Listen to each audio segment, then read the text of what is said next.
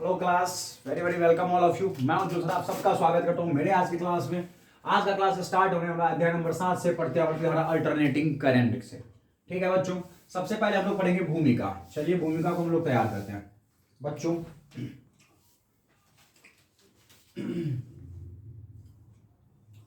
हमें ज्ञात है कि धारा दो प्रकार की होती है। दो प्रकार की होती है। धारा कितने प्रकार की होती है? दो प्रकार की। पहला बच्चों दिष्ट धारा, ठीक है, दिष्ट धारा। और दूसरा प्रत्यावर्ती धारा, प्रत्यावर्ती धारा। ठीक है, दिष्ट धारा को बच्चों हम लोग कहते हैं डायरेक्ट करंट, डायरेक्ट करंट। ठीक है, और बच्चों धारा या वोल्टता, ठीक है, धारा या वोल्टता दोनों कह सकते हैं बच्चों। धारा या वोल्टता दोनों की ही दिस धारा होती है, प्रत्यावर्ती धारा अल्टरनेटिंग करंट होती है बच्चों। ठीक है, यस, अल्टरनेटिंग करंट। ठीक है बच्चों, अल्टरनेटिंग करंट। तो डायरेक्ट करंट और अल्टरनेटिंग करंट बच्चों, ये दो प्रकार की धाराएं हम में पता है। हम कह सकते हैं कि दो प्रकार की धाराएं जो है इस तरीके से होती है। ठीक है, यस, समझ गए। चलिए बच्चों, दिष्ट धारा क्या है वो जानते हैं सबसे पहले। दिष्ट धारा, ठीक है, सबसे पहले इसको जानते हैं कि दिष्ट धारा क्या होता है। ठीक है, चलिए जानते हैं कि दिष्ट धारा क्या है। देखिए, वह धारा या वोल्टता जिसका परिमाण एवं दिशा है ना, दिशा समय के परिवर्तन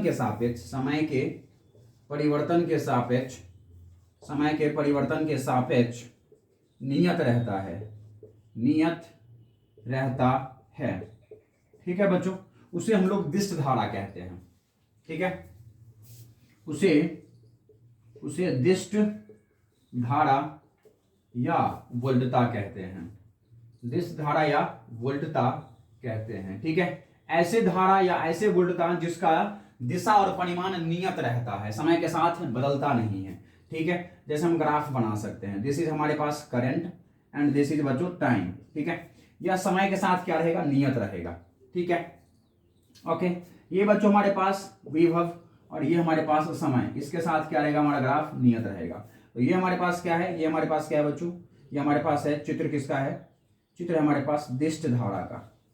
किसका है? दिष्ट धारा। और ये जो हमारी फिगर है बच्चों वो कौन है? ये हमारे पास, ठीक है, दिष्ट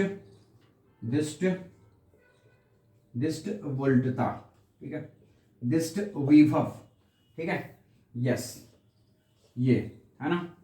तो ये समझ पा रहे हैं आप। ठीक है,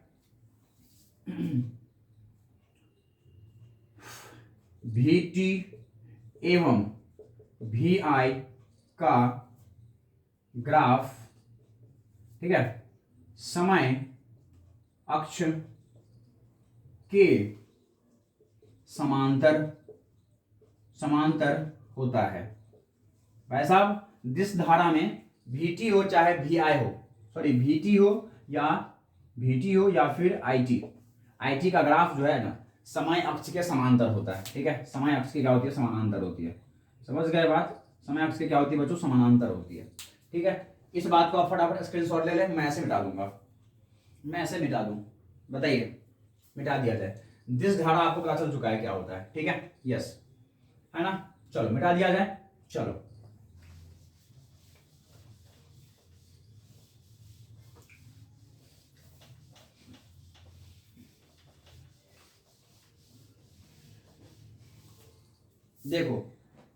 देखो, इस बात को हम लोग यह जान लेते हैं, असमान दिष्ट धारा। असमान दिष्ट धारा क्या होता है? असमान का मतलब मान नियत नहीं होगा और दिष्ट का मतलब एक ही दिशा के अनुदिश होगा। ठीक है, वह धारा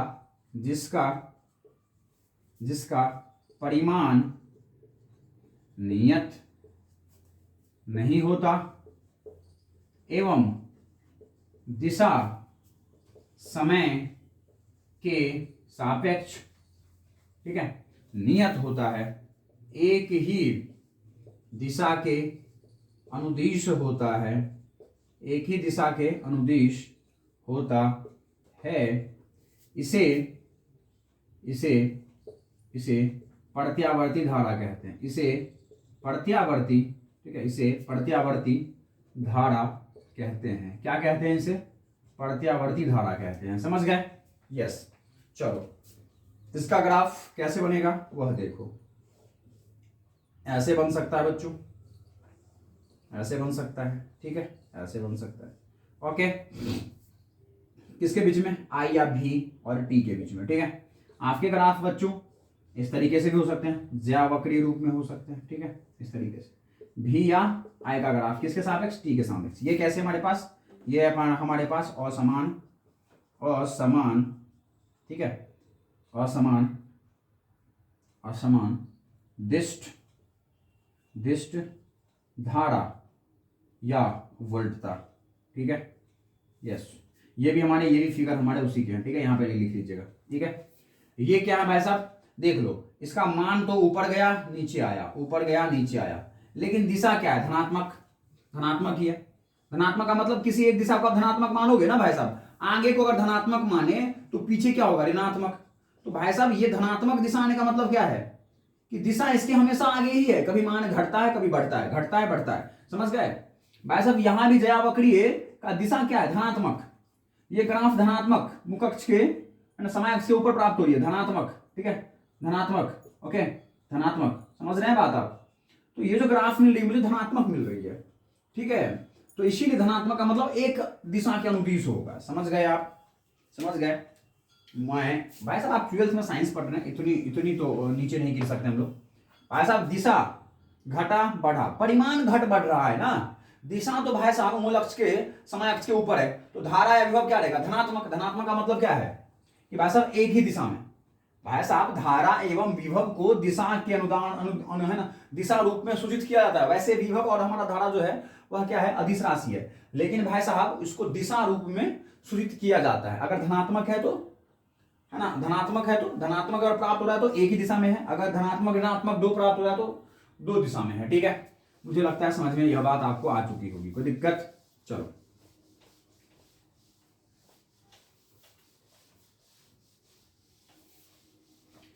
अब आते हैं बच्चों हम लोग प्रत्यावर्ती धारा पे, ठीक है, कि प्रत्यावर्ती धारा क्या है। प्रत्यावर्ती धारा क्या है, ठीक है, वो देखो। अल्टरनेटिंग करंट क्या है, ठीक है, वह धारा या वोल्टता जिसका परिमाण एवं दिशा जिसका परिमाण एवं दिशा समय के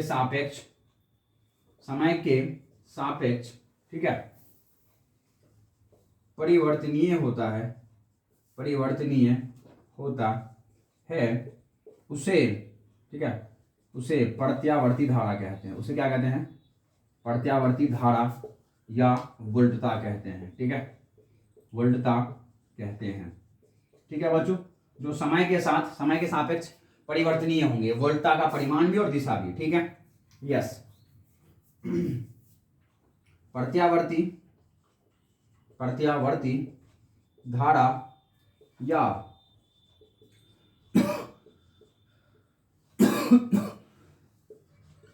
प्रत्यावर्ती धारा या वोल्टता का मूल रूप ज्यावक्रीय या कोज्यावक्रीय, ठीक है, कोज्यावक्रीय धारा या वोल्टता होता है, ठीक है। ओके बच्चों, जो सबसे मूल रूप है प्रत्यावर्ती धारा का या वोल्टता का वो कौन सा है? ज्यावक्रीय धारा या ज्यावक्रीय वोल्टता, ठीक है, मतलब ज्यावक्र में दिखाई देंगे। मूल रूप यही है प्रत्यावर्ती धारा का या वोल्टता का, ठीक है, इस तरीके से। ओके, इस तरीके से समझ गए बात? ये क्या है? धारा, ये मूल बिंदु। ये क्या है भाई साहब? हमारे अलग अलग बच्चों समय हैं, ठीक है, ये अलग अलग क्या है, टाइम है, ठीक है, अलग अलग समय है, ये समय है, ठीक है। यहाँ क्या है भाई साहब, यहाँ है T/4, यहाँ क्या है T/2, ये क्या है भाई साहब T। ओके, तो कुल आवर्तकाल क्या होता है हमारे ज्यावक्रिय का, T होता है बाय T/4 T/2 T, है ना, यस, समझ गए बात। आवर्तकाल हमारे ज्यावक्र का कितना होता है भाई साहब, 2π होता है। आवर्तकाल कितना होता है, 2π, समझ गए भाई साहब। आवर्तकाल क्या होता है, आवर्तकाल कितना होता है भाई साहब, एक आवर्तकाल में कितना जो है ना कला कोण बदलता है, 2π बदलता है। ये एक आवर्तकाल में कितनी दूरी तय होती है भाई साहब, 2π तय होती है ज्यावक्र के द्वारा, ठीक है। तो ये क्या हो जाएगा T/4, T/4 का मतलब क्या है, T/4 का मतलब क्या है भाई साहब, 2π/4 मतलब कह दो π/2, है ना। तो कला कोण कितना हो जाएगा π/2, यहाँ पर कितना हो जाएगा भाई साहब पाई, यहाँ पर 2π, समझ गए, समझ गए, यस। चलो, तो ये क्या है भाई साहब हमारे पास, ये है ज्यावक्रीय धारा, और ज्यावक्रीय धारा ही क्या होता है ना, प्रत्यावर्ती धारा। बस अब ये क्या है, ये है हमारे पास, ठीक है, ये है वोल्टता, और ये टाइम पीरियड समय काल, ये कितना है भाई साहब T/4, ये कितना है भाई साहब T/2, ये कितना है भाई साहब T, ठीक है, यस। तो ये क्या है भाई साहब, ये है हमारे पास बच्चों, ये है ज्यावक्रीय, ठीक है, ज्यावक्रीय वोल्टता, ठीक है, ज्यावक्रीय वोल्टता है ये। ओके, तो मुझे लगता है, उम्मीद है कि आपको समझ में आ रही होगी ये सब बातें, प्रत्यावर्ती धारा की और वोल्टता क्या होती है, और इसका मूल रूप क्या है। प्रत्यावर्ती धारा या वोल्टता का मूल रूप ज्यावक्रीय या कोज्यावक्रीय वोल्टता, है ना, धारा या वोल्टता होता है। मूल रूप किस रूप में होते हैं, प्रत्यावर्ती धारा या वोल्टता किस रूप में होते हैं भाई साहब, ज्यावक्रीय रूप में होते हैं या कोज्यावक्रीय रूप में होते हैं, ठीक है, मिटा दिए जाए। चलो, तो दिश धारा आप समझ गए, प्रत्यावर्ती धारा समझ गए आप, देख लो, अरे परिमाण बदल रहा है, पहले मैक्सिमम तक पहुंचा, फिर घट रहा है, फिर भाई साहब विपरीत दिशा में बढ़ रहा है, फिर घट रहा है, फिर उसके विपरीत दिशा में बढ़ रहा है, फिर घट रहा है। तो परिमाण भी जो है ना बदल रहा है, देख लो भाई साहब, देखो तुम, इस समय पर इसका कितना था, ये वैल्यू, इस समय पर ये वैल्यू, इस समय पर ये वैल्यू, इस समय पर ये 0 हो गया, फिर इस समय पर ये है, इस समय पर ये है, इस समय पर ये है। तो भाई साहब अलग अलग मान है, समझ गए। तो दिशा भी बदल रहा है। ये ऊपर वाला भाई साहब धारा, ऊपर क्या होगा ऋणात्मक, तो धनात्मक, और नीचे ऋणात्मक। तो ये वाला कौन धारा दे रहा है, पॉजिटिव, और ये वाला निगेटिव करंट, मतलब विपरीत दिशा में। ये पॉजिटिव, मतलब ये जो ये दिशा था उस दिशा में धारा अब चल रहा है। तो धारा का दिशा बदल रहा है, पहले धनात्मक दिशा में मतलब आगे की ओर, तो भाई साहब कुछ देर के पश्चात क्या हो जाएगा, पीछे की ओर। समझ में आई क्या बात। फिर से धनात्मक मतलब फिर से आगे जाने लगा धारा। तो धारा और वोल्टता का जो है ना दिशा बदल रहा है और परिमाण भी बदल रहा है। अब अगर आप इतनी बात मेरे से समझ नहीं रहे हैं तो भाई साहब आप में बहुत कमी है। अब कितना गिर जाए हम, है ना, आपको समझाने के लिए कितने नीचे गिर जाएं, ठीक है। चलो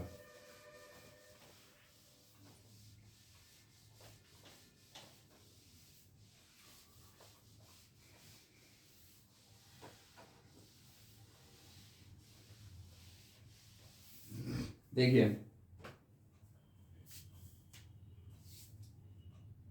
बच्चों, प्रत्यावर्ती धारा या, ठीक है, वोल्टता को निम्न समीकरण एवं ग्राफ से व्यक्त करते हैं, ठीक है, व्यक्त करते हैं, ठीक है, निम्न ग्राफ या, ठीक है, समीकरण से व्यक्त कर सकते हैं, ठीक है। प्रत्यावर्ती विभव को किसे व्यक्त करेंगे, v बराबर में बच्चों v0 साइन ओमेगा टी, या फिर v बराबर v0 साइन थीटा, ठीक है। ये हमारा होगा क्या, ज्यावक्रीय विभव, ठीक है। ज्यावक्रीय धारा क्या होगा भाई साहब, ज्यावक्रीय धारा क्या होगा, I बराबर में I0 साइन ओमेगा टी, नहीं थीटा, ठीक है। और यहाँ, ठीक है, यहाँ देखिए ये फर्स्ट समीकरण, ये सेकंड समीकरण, ठीक है। ग्राफ क्या होगा भाई साहब, ये होगा, ठीक है।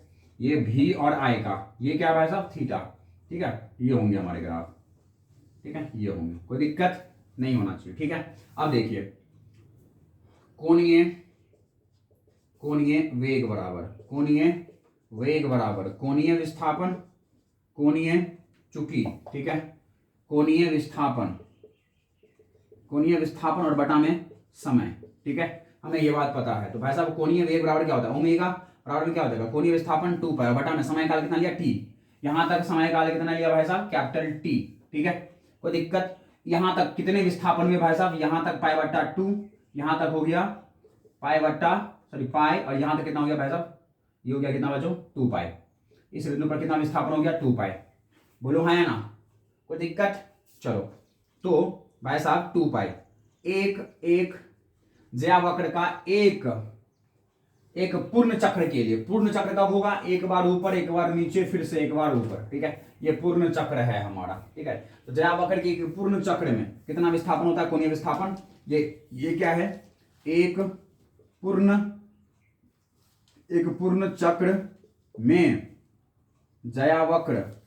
ज्या वक्र, ठीक है, द्वारा विस्थापन, कौन सा विस्थापन बच्चों, कोणीय विस्थापन, ठीक है, यस।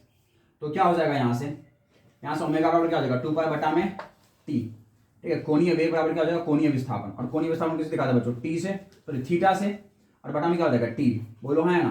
तो यहां से थीटा बराबर क्या हो जाएगा, ओमेगा गुना में t, नहीं होगा, बोलो। और अगर कोई समय हम लोग किसी भी समय t ले ले, किसी समय कोई समय t ले ले, तो स्मॉल t ले ले, कि कोई क्षण हमारा विस्थापन थीटा हुआ है, किसी क्षण, कैपिटल T तक नहीं ले रहे हम लोग, कैपिटल T का तो मुझे पता है, कोई भी क्षण स्मॉल t ले लिए उस समय पर, ठीक है, उस समय पर कोणीय विस्थापन कितना है थीटा। तो बस एक पूर्ण चक्र के लिए नहीं ले रहे हैं, तो इसलिए हम लोग ये इसको हटा ही देते हैं, ठीक है। तो यहां से क्या हो जाएगा, थीटा बराबर ओमेगा गुना t, ठीक है, थर्ड समीकरण। तो थर्ड को अगर आप, ठीक है, फर्स्ट एंड सेकंड में रखोगे, तो थर्ड से आप क्या लिख सकते हो, थर्ड से लिख सकते हैं हम लोग v बराबर में v not sine omega t, ठीक है, कोई दिक्कत नहीं। और बच्चों जो धारा हमारे पास वो क्या हो जाएगा, I बराबर में I not sine omega t, समझ में आई क्या बात। ज्या वक्रीय धारा और ज्या वक्रीय वोल्टता, ये हमारे क्या है, ये है प्रत्यावर्ती धारा, ये प्रत्यावर्ती धारा का मूल रूप होता है। ये क्या है हमारे पास, प्रत्यावर्ती धारा एवं वोल्टता, प्रत्यावर्ती धारा एवं वोल्टता, ठीक है, ये है हमारे बच्चों प्रत्यावर्ती धारा और वोल्टता के, और है ना समय के बीच में या थीटा के बीच में अगर आप ग्राफ दिखाएं बच्चों, तो आपको ऐसा प्राप्त होगा, ठीक है। मतलब इसमें परिमाण भी बदल रहा है मेरा, और मेरा क्या बदल रहा है बच्चों, दिशा भी बदल रहा है, ठीक है, दिशा भी मेरा बदल रहा है, ठीक है, दिशा भी बदल रहा है, अलग अलग समय पर अलग अलग है हमारे मान, है या नहीं है, देख लो, अलग अलग समय पर अलग अलग मान होगा, बोलो होंगे, देखो अलग अलग मान होंगे, ठीक है, अलग अलग मान होगा, ठीक है, यस। तो भाई साहब ज्या वक्र का मतलब, सॉरी प्रत्यावर्ती धारा या प्रत्यावर्ती वोल्टता का मतलब ही क्या है, हर एक समय पर इसके परिमाण बदल जाएंगे और हर एक समय दिशा बदलेगा, ठीक है, मतलब दिशा बदलेंगे एक निश्चित समय के पश्चात, ठीक है, यस। हम लोग ये बात लिख सकते हैं क्या, यहां देखो कि प्रत्यावर्ती धारा, ठीक है, प्रत्यावर्ती धारा या वोल्टता, ठीक है, एक निश्चित समय, है ना, अंतराल, निश्चित समय अंतराल के पश्चात दिशा में परिवर्तन करता है,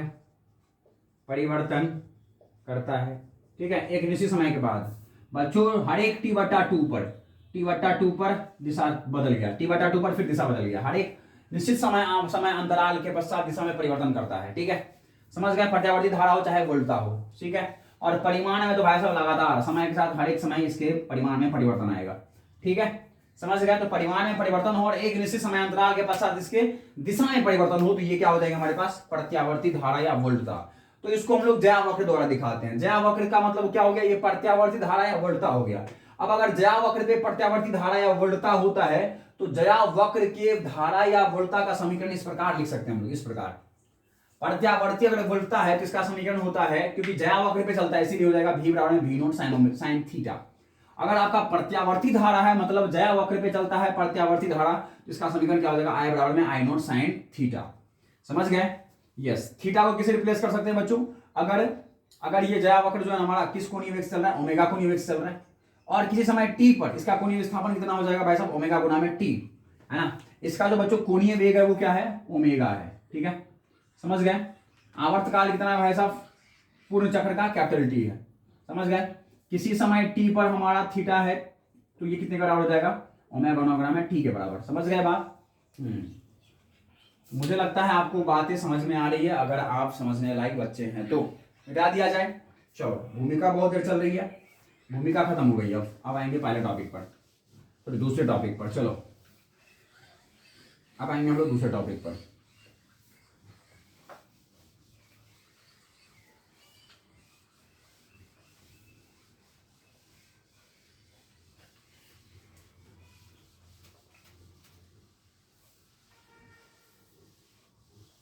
अब आएंगे हम लोग बच्चों दूसरे टॉपिक पर, ठीक है। दूसरे टॉपिक का नाम है हमारा क्या, 7.2, जिसका नाम है क्या, प्रतिरोधक, प्रतिरोधक पर प्रयुक्त, प्रतिरोधक पर प्रयुक्त एसी वोल्टता, ठीक है। यस, एसी वोल्टता को किस पे प्रयुक्त कर रहे हैं, एसी पर, सॉरी एसी वोल्टता को, एसी का मतलब अल्टरनेटिंग करंट वोल्टता, प्रत्यावर्ती, प्रत्यावर्ती अल्टरनेटिंग, ठीक है ना, अल्टरनेटिंग करंट या वोल्टता, ठीक है, अल्टरनेटिंग प्रत्यावर्ती धारा या वोल्टता, ठीक है, को किस पर प्रयुक्त करने पर, प्रतिरोधक पर प्रयुक्त करने पर, ठीक है। समझ गए, प्रतिरोधक पर क्या प्रयुक्त करेंगे, प्रयुक्त एसी वोल्टता, ठीक है, अल्टरनेटिंग करंट वाला, अल्टरनेटिंग करंट उत्पन्न करने वाला वोल्टता, ठीक है। इससे पहले हम लोग बच्चों सीखेंगे क्या, वो देखिए, इससे पहले हम लोग सीखेंगे, इससे पहले हम लोग सीखेंगे बच्चों क्या, प्रत्यावर्ती, प्रत्यावर्ती धारा एवं वोल्टता, वोल्टता, ठीक है, किसी भी परिपथ में, किसी भी प्रत्यावर्ती धारा या वोल्टता का किसी भी परिपथ में औसत, औसत मान, ठीक है, औसत मान प्रवाह होता हुआ माना जाता है, ठीक है, माना जाता है।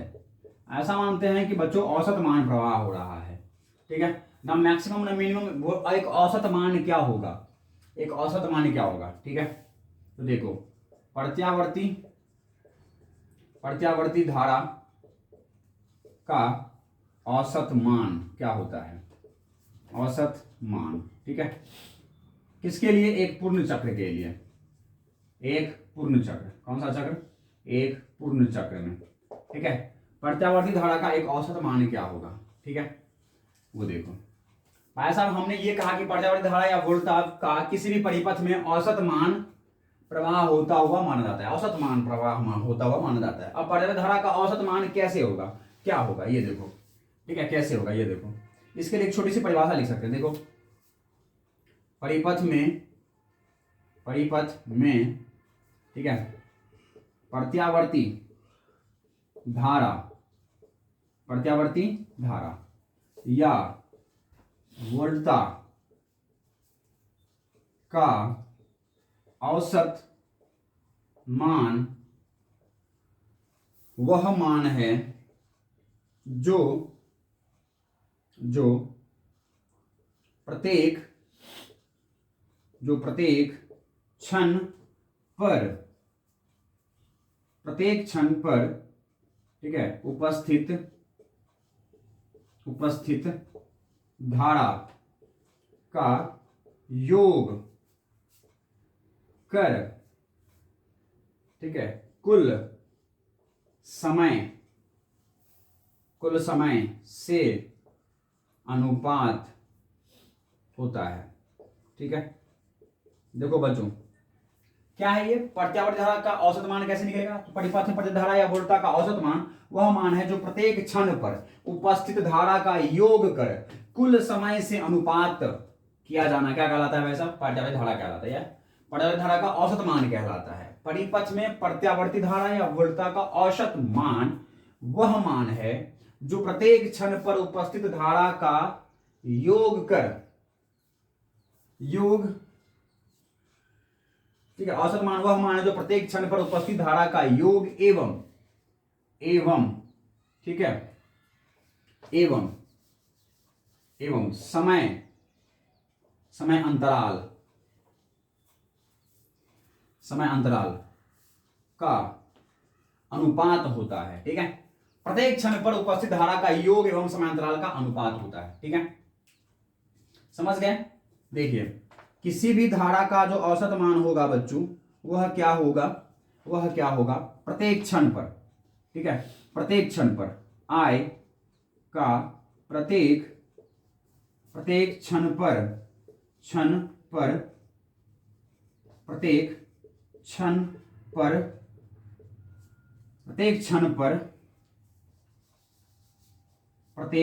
पर किसी समय अंतराल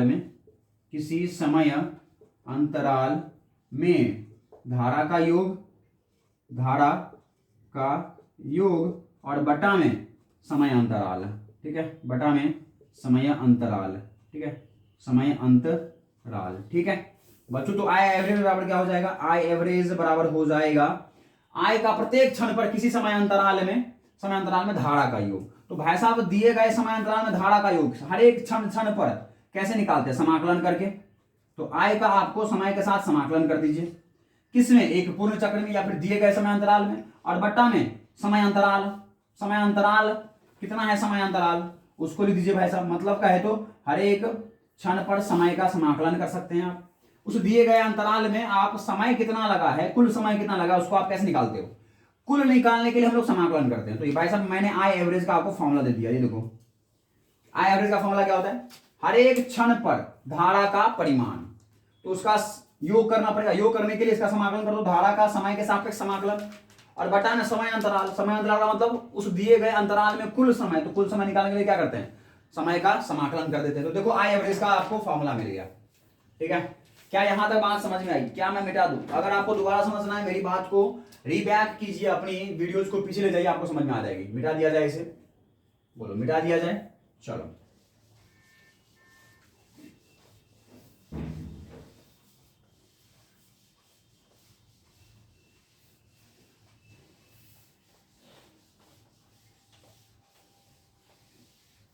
ये देखो बच्चों,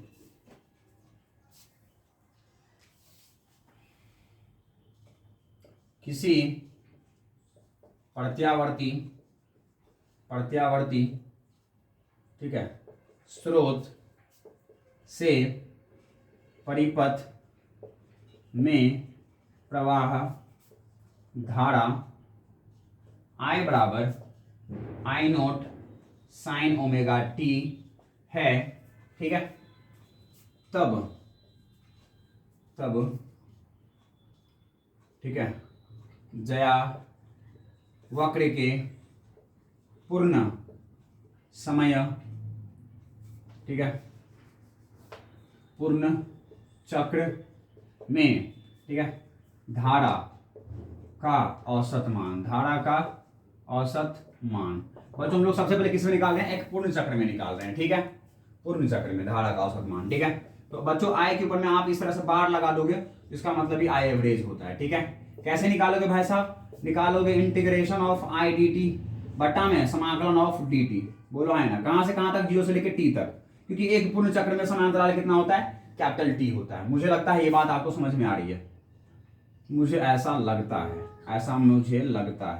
बात में पता नहीं है ना। चलो बच्चों, आई का समीकरण रखो यहाँ पर, आई का वैल्यू रखोगे यहाँ पर, तो क्या हो जाएगा, आई नॉट साइन ओमेगा टी 0 से लेके कैपिटल टी तक, और बटा में इंटीग्रेशन ऑफ डी टी, कहां से, 0 से लेके कैपिटल टी तक। ठीक है बच्चों मुझे पता है यहां आई नोट, ठीक है, प्रत्यावर्ती धारा, ठीक है, धारा का शिखर मान है। कौन सा मान है बच्चों, शिखर मान या अधिकतम मान है।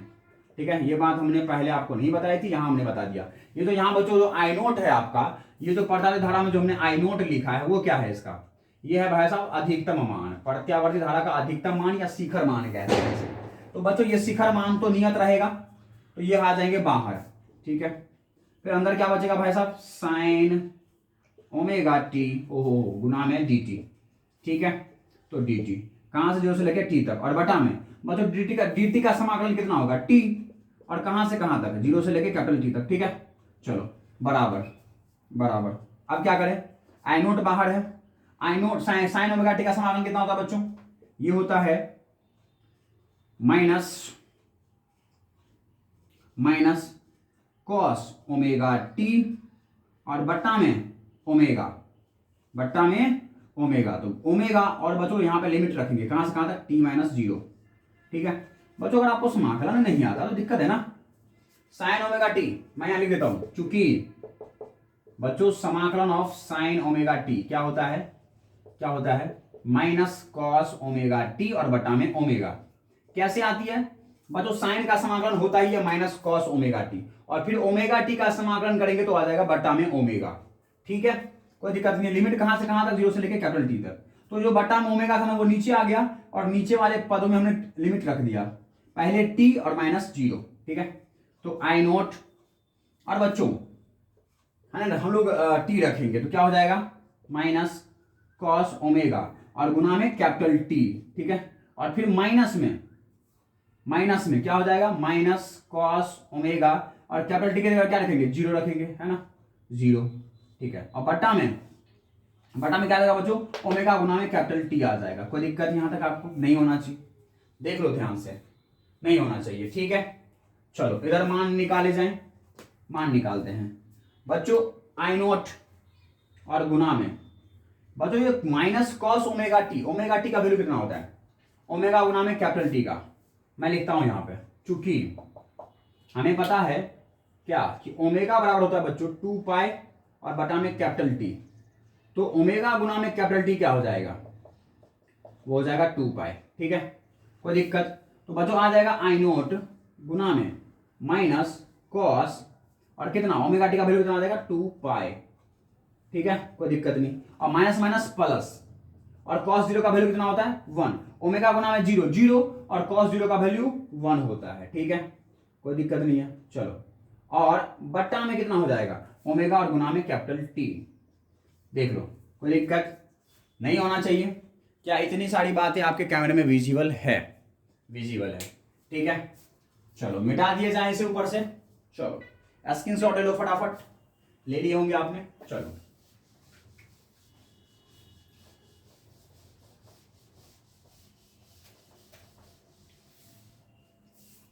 चलो बच्चों अब आते हैं बच्चों हमारे पे किस पे, आय का औसत मान बराबर बच्चों आई नोट और गुना में, ये जो बच्चों cos 2 पाई है, cos 2 पाई का वैल्यू कितना होता है, cos 2 पाई का वैल्यू कितना होता है बताइए बच्चों, cos 2 पाई का वैल्यू कितना होता है ना, cos 2 पाई का वैल्यू होता है cos 0, ठीक है। और cos 2 पाई माइनस 0 तो cos 0, और cos 0 का वैल्यू होता है बच्चों 1, ठीक है। तो हो जाएगा -1 और +1, ठीक है। और बटा में कितना हो जाएगा ओमेगा और गुना में कैपिटल टी। देखो बच्चों मैं कैसे निकाला, माइनस कॉस 2 पाई था ना, क्या मैं इसको ऐसे लिख सकता हूं 2 पाई माइनस 0 डिग्री लिख सकता हूं, बोलो होगा या नहीं होगा, तो ये कितना हो जाएगा भाई 2 cos 2 पाई माइनस 0 कितना होगा बच्चों, cos 2 पाई है ना, बोलो cos 2 पाई है, तो क्या मैं इसको cos 2 पाई माइनस 0 लिख सकता हूं, और cos 2 पाई माइनस 0 क्या होगा cos 0 और माइनस लगा के cos 0 का वैल्यू कितना होता है 1, तो कितना हो जाएगा -1। कोई दिक्कत नहीं ना, यस बच्चों 2 पाई पर या 2 पाई पर हमारे त्रिकोणमितीय जो पद हैं वो बदलते नहीं है, तो ये तो cos का cos ही रह जाएगा। अरे 2 पाई में से 0 घटाएंगे तो कितना बचेगा 2 पाई तो बचेगा, बोलो है ना। तो इसीलिए मैंने 2 पाई को cos 2 पाई को मैंने कैसे सेट कर दिया, cos 2 पाई माइनस 0, और इसको क्या लिख सकते हैं cos 0, ठीक है। cos 0 का वैल्यू कितना होता है 1, ठीक है। तो बच्चों मेरे पास एक पूर्ण चक्र के लिए धारा का औसत मान कितना हो गया 0, ऊपर में आई नोट और गुना में 0 बटा में ओमेगा टी, कितना वैल्यू आएगा 0 आ जाएगा। मतलब बच्चों एक पूर्ण चक्र में धारा का औसत मान कितना होता है, 0 होता है। ये देखो, एक पूर्ण चक्र में धारा का औसत मान कितना होता है, 0। ठीक है, एक पूर्ण चक्र में प्रत्यावर्ती ठीक है, धारा का औसत मान 0 होता है। कितना होता है बच्चों, 0 होता है। यह बात आपको आज पहली बार पता लग गया होगा। देख लीजिए, फटाफट देख लीजिए, यहां तक कोई दिक्कत आपको, स्क्रीनशॉट लीजिए फटाफट, मैं मिटा दूं इसे। मुझे नहीं लगता यहां तक आपको कोई दिक्कत होना चाहिए, तो इसे मिटा दिया जाए, है ना, मिटा दिया जाए। ठीक है, चलो मिटा देते हैं। स्क्रीनशॉट आपने ले लिया होगा। समझ में आई, यहां तक नहीं आई बातों को रिवर्स ले जाइए, आपको समझ में आ जाएगी। ठीक है, चलो चलो मिटा दिया जाए।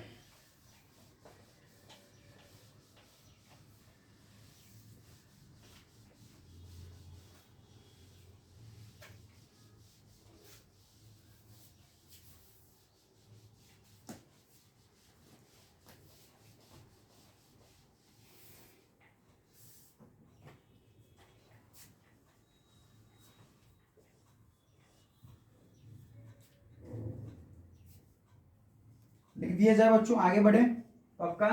चलो अब आते हैं बच्चों, है ना, सेकेंड बात पे, बी नंबर पे। वो क्या है, अर्धचक्र में बच्चों, अर्धचक्र में प्रत्यावर्ती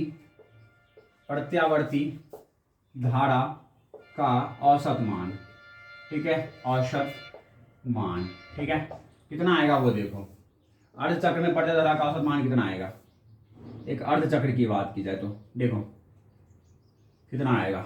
देखो अर्धचक्र का मतलब कितना हो गया, T बराबर में कैपिटल T बटा 2, है ना, यस।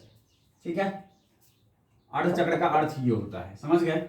चलिए, तो आई एवरेज बराबर कितना हो जाएगा, integration of I D T, 0 से लेके T बटा 2 तक, बटा में इंटीग्रेशन ऑफ स्मॉल t गुना में डी टी। ओहो, डी टी कहां से कहां तक, 0 से लेके T बटा 2 तक। ठीक है, बराबर बच्चों आई का वैल्यू रखेंगे यहाँ पर। आई का वैल्यू में पता है कितना होता है, चूंकि आई बराबर में क्या होता है, आई नोट साइन ओमेगा टी। ठीक है, कोई दिक्कत नहीं। तो यहाँ पर बच्चों आई की जगह क्या आ जाएगा, आई की जगह आ जाएगा आई नोट साइन ओमेगा टी और गुना में डी टी, और बटा में क्या हो जाएगा, डी टी का समाकलन कितना होता है, टी होता है, और टी का वैल्यू कहां से कहां तक भाई साहब, 0 से लेके T बटा 2 तक, है ना, और यहाँ पे 0 से लेके T बटा 2 तक। चलो आगे बढ़ो, आगे बढ़ा जाए। चलो यहाँ बढ़ा देते हैं भाई साहब, आई नोट बाहर आ जाएंगे। ठीक है, साइन का हम लोग जानते हैं कितना होता है, माइनस कॉस ओमेगा टी और बटा में ओमेगा, और इसका कितना हो जाएगा, T बटा 2 हो जाएगा, है ना। चलो बच्चों, इसका हो जाएगा 0 से लेके T बटा 2 तक, कोई दिक्कत नहीं है, पक्का। चलो चलो आगे बढ़ते हैं। ये देखो बच्चों, आई नोट, है ना, आई नोट और T बटा 2 रखोगे तो कितना हो जाएगा माइनस कॉस ओमेगा। ठीक है, कॉस ओमेगा, और कैपिटल T का वैल्यू कितना हो जाएगा, T और बटा में 2। ठीक है, और माइनस माइनस कितना हो जाएगा, प्लस, और कॉस 0। ठीक है भाई साहब, कॉस ओमेगा और गुना में T की जगह क्या रखेंगे, 0, तो कॉस ओमेगा और गुना में T की जगह 0। ठीक है, समझ गए, यस। और बटा में क्या हो जाएगा, बटा में हो जाएगा ओमेगा और गुना में कैपिटल T, और बटा में 2, है ना, यही आएगा। चलो देखो अब क्या होगा इसका मान, भाई साहब 2 ऊपर आ जाएंगे तो 2 आई नोट, और बटा में ओमेगा और गुना में कैपिटल T, अंदर क्या हो जाएगा बच्चों, ओमेगा टी का वैल्यू तो 2 पाई, ओमेगा टी का वैल्यू 2 पाई हमें पता है, चूंकि हमें पता है ओमेगा कैपिटल T का वैल्यू कितना होता है, 2 पाई, है या नहीं है। चलो तो यहाँ पे कितने आ जाएंगे, कॉस 2 पाई और बटा में 2। ठीक है, बटा में 2, और प्लस कॉस 0 का वैल्यू कितना होता है, 1। ठीक है, और बटा में ओमेगा टी तो बाहर ले आया ना। चलो बराबर, यहाँ पे कितना हो गया बच्चों, 2 आई नोट, और बटा में ओमेगा टी का वैल्यू कितना होता है बच्चों, 2 पाई, कोई दिक्कत नहीं होना चाहिए, है ना। चलो बराबर, ओहो बराबर नहीं, अभी तो अंदर लिखना बाकी है ना। चलो अंदर क्या है बच्चों, cos 2 पाई बटा 2 कितना हो जाएगा, cos पाई, है ना, और प्लस 1। ठीक है, कोई दिक्कत नहीं है बच्चों। cos पाई का वैल्यू कितना होता है, cos कॉस पाई का वैल्यू कितना होगा बताओ। क्या हम लोग इसको लिख सकते हैं कॉस 90 प्लस 90, कॉस 90 प्लस 90 लिख सकते हैं कॉस पाई को, बोलो लिख सकते हैं ना पक्का। कॉस है ना, कॉस पाई को क्या लिख सकते हैं कॉस 90 प्लस 90 है ना, यस कॉस। ओके क्या बच्चों हमने माइनस छोड़ दिया, माइनस छोड़ दिया, माइनस छोड़ दिया ना यहाँ पर, बोलो माइनस तो छोड़ दिया था, माइनस तो छूट गया था ना अपना, यस। तो माइनस ओमेगा टी बटा में 2 कॉस ओमेगा गुना में 0, ठीक है। तो माइनस वो तो प्लस बन गया था, प्लस 1 हो गया था, ठीक है। और बच्चों ये माइनस माइनस कॉस 2 पाई बटा में 2, 2 से 2 कैंसिल, तो क्या बन जाएगा कॉस पाई बन जाएगा, और माइनस तो रहेगा ना, माइनस तो रहेगा, ठीक है, यस।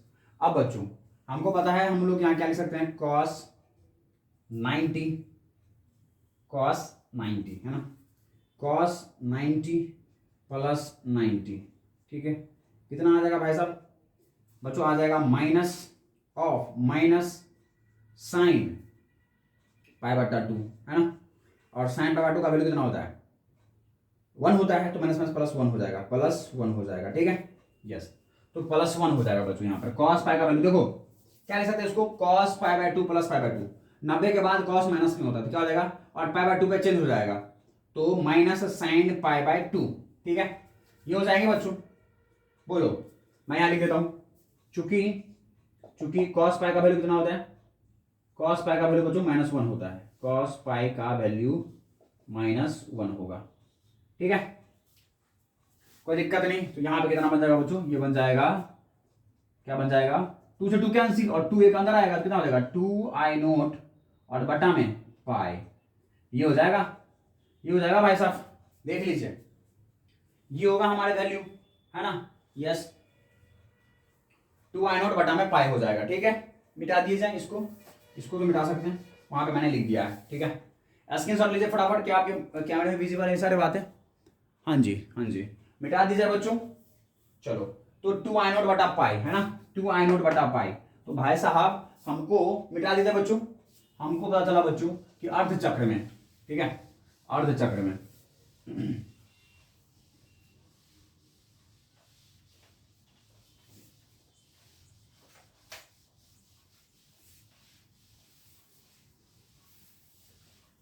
देखो बच्चों प्रत्यावर्ती प्रत्यावर्ती धारा का पूर्ण चक्र में, पूर्ण चक्र में औसत मान, औसत मान कितना आएगा भाई साहब, औसत मान हो जाएगा बच्चों, और एवरेज हो जाएगा 0, ठीक है, यस। ये बात हमें पता चला ए नंबर में। बी नंबर में पता चला कि प्रत्यावर्ती प्रत्यावर्ती ठीक है, प्रत्यावर्ती धारा का अर्ध चक्र में, ठीक है, अर्ध चक्र में औसत मान, बच्चों कौन सा मान, औसत मान कितने आएंगे भाई साहब, आ जाएंगे हमारे पास आई एवरेज है ना, अर्ध चक्र के लिए कितना आ जाएगा भाई साहब, आ जाएगा 2i0 और बटा में पाई, ठीक है, इतना आ जाएगा बच्चों है ना, यस है ना। और ये कितने के बराबर आ जाएगा 3 6 के 18, सी 0.672i0, ठीक है, ये एवरेज का वैल्यू आ जाएगा बच्चों है ना, अर्ध अर्ध चक्र के लिए, ठीक है, ये आ जाएंगे आपके, ठीक है, ये आ जाएगा i0 का वैल्यू, समझ गए, ये आ जाएंगे, ओके। ये बाढ़ है बच्चों, बाढ़ है, तीर नहीं है वैसा, सदिश नहीं बनाना है इसको, तीर है ना। चलो तो बच्चों ऐसा क्यों हुआ सर जी, पूर्ण चक्र में 0 क्यों हो गया, देखो बच्चों आपको पता है एक पूर्ण चक्र, पूर्ण चक्र का मतलब क्या है, ये देखो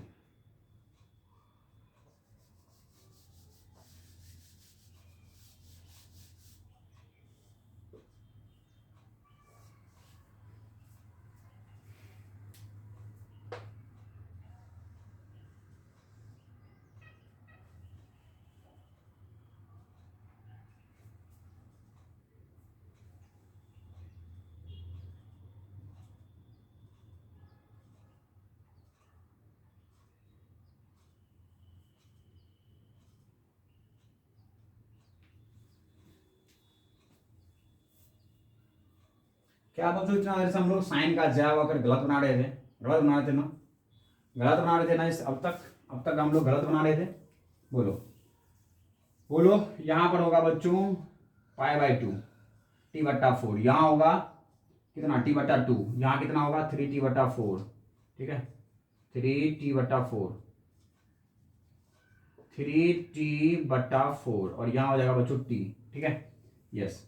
यहां कितना होगा, यहां हो जाएगा बच्चों t/4। अब तक हम लोग ज्या वक्र को 3 ग्राफ से दिखा रहे थे ना, एक बार ऊपर एक बार नीचे और फिर से बना रहे थे ना। गलत है बच्चों, पीछे हमने गलत बनाया है, गलत बनाया हमने पीछे, किसी ने कहा भी नहीं भाई साहब, है ना।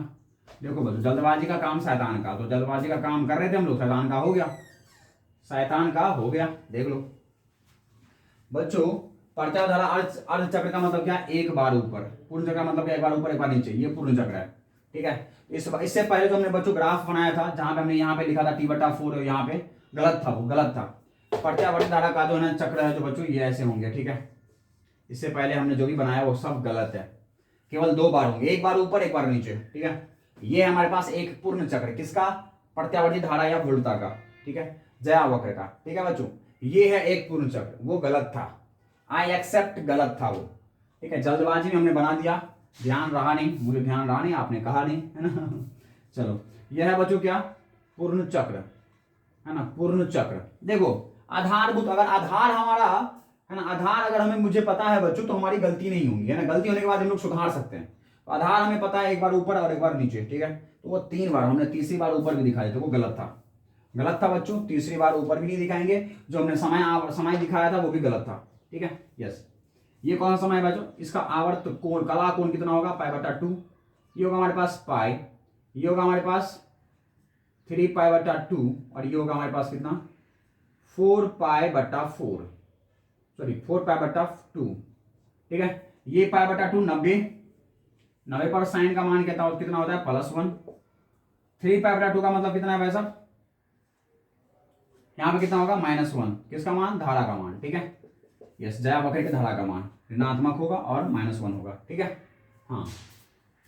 तो बच्चों ये है हमारे पास π/2, ये हमारे पास t/4, ये है t/2 और ये है ना 3t/4 या 3π/2, और ये कितना हो जाएगा बस, ये हो जाएगा हमारे पास बच्चों, या तो आप कह लो ये, या तो आप ये कह लो, ठीक है, इसको कह दो 4t/4, ठीक है, या फिर 4π/2 कह लो, कला कोण, ठीक है यस। तो बच्चों आपको पता है इसमें मुझे अर्ध चक्र में धारा कितना मिलेगा, अर्ध चक्र में धारा कितना मिलेगा, ये मिलेगा बच्चों मेरे पास 0.672 I0, और इसमें मुझे कितना मिलेगा, इतना ही मिलेगा बच्चों 0.672, ठीक है, इतना ही मिलेगा 0.672 I0।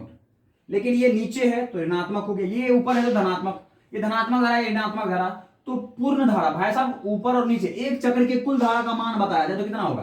कुल धारा का मतलब क्या होता है, ये प्लस ये, बोलो है ना। और अदिश राशि, धारा तो अदिश राशि चिन्ह के साथ जोड़े जाएंगे, अदिश राशि को चिन्ह के साथ, सदिश राशि को भाई साहब अगर आप परिमाण निकाल रहे हैं तो केवल उसकी वैल्यूज को जोड़े, फिर प्लस माइनस मत दिखाएं, है ना।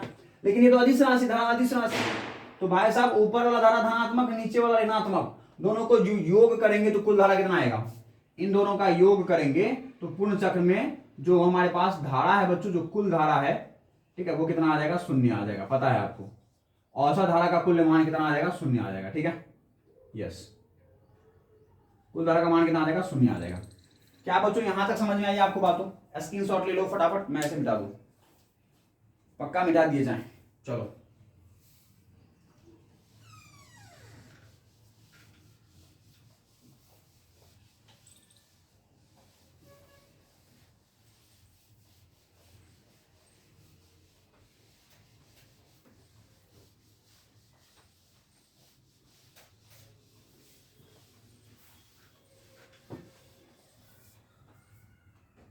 चलो देखो बच्चों, अब हम लोग क्या कर रहे हैं, अब हम लोग निकालेंगे बच्चों प्रत्यावर्ती, प्रत्यावर्ती, ठीक है, प्रत्यावर्ती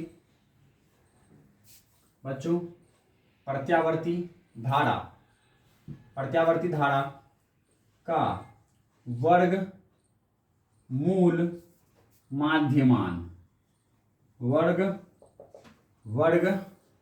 मूल माध्यमान, किसका, प्रत्यावर्ती धारा का। इसी टॉपिक में पढ़ेंगे बच्चों, इसको भी इसी टॉपिक में पढ़ना है, ठीक है। प्रत्यावर्ती धारा का है ना, वर्ग माध्य मूल मान, वर्ग माध्य मूल मान, ठीक है। इसको बोलते हैं हम लोग बच्चों क्या, रूट स्क्वायर, बच्चों रूट मीन स्क्वायर, ठीक है। यस, मतलब कहते इसको हम लोग किसमें बोलते हैं शॉर्ट में RMS, इसको क्या बोलते हैं बच्चों, RMS, ठीक है, RMS, रूट मीन स्क्वायर, वर्ग माध्य मूल मान। ये क्या होता है, प्रत्यावर्ती धारा का वर्ग माध्य मूल मान क्या होता है, ठीक है। प्रत्यावर्ती प्रत्यावर्ती ठीक है बच्चों, प्रत्यावर्ती धारा का वर्ग माध्य मूल मान, ठीक है। ये क्या होता है, देखो देखो भाई साहब, हमें क्या है बच्चों, क्या है, देखो दिस्ट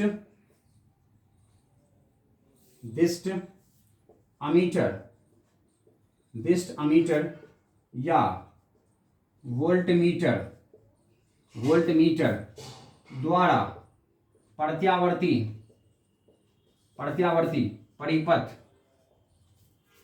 परिपथ में औसत मान बच्चों दिस्ट अमीटर या वोल्टमीटर द्वारा दिस्ट धारा परिपथ में, ठीक है, औसत मान को मापता है, ठीक है बच्चों। औसत मान को माप करके देता है कौन, दिस्ट अमीटर और वोल्टमीटर, ठीक है, समझ गए। यस, ये बात समझ गए बच्चों आप, कि जो अमीटर होता है बच्चों या जो वोल्टमीटर है वो द्वारा दिस्ट धारा या वोल्टता परिपथ में औसत मान को मापता है, ठीक है।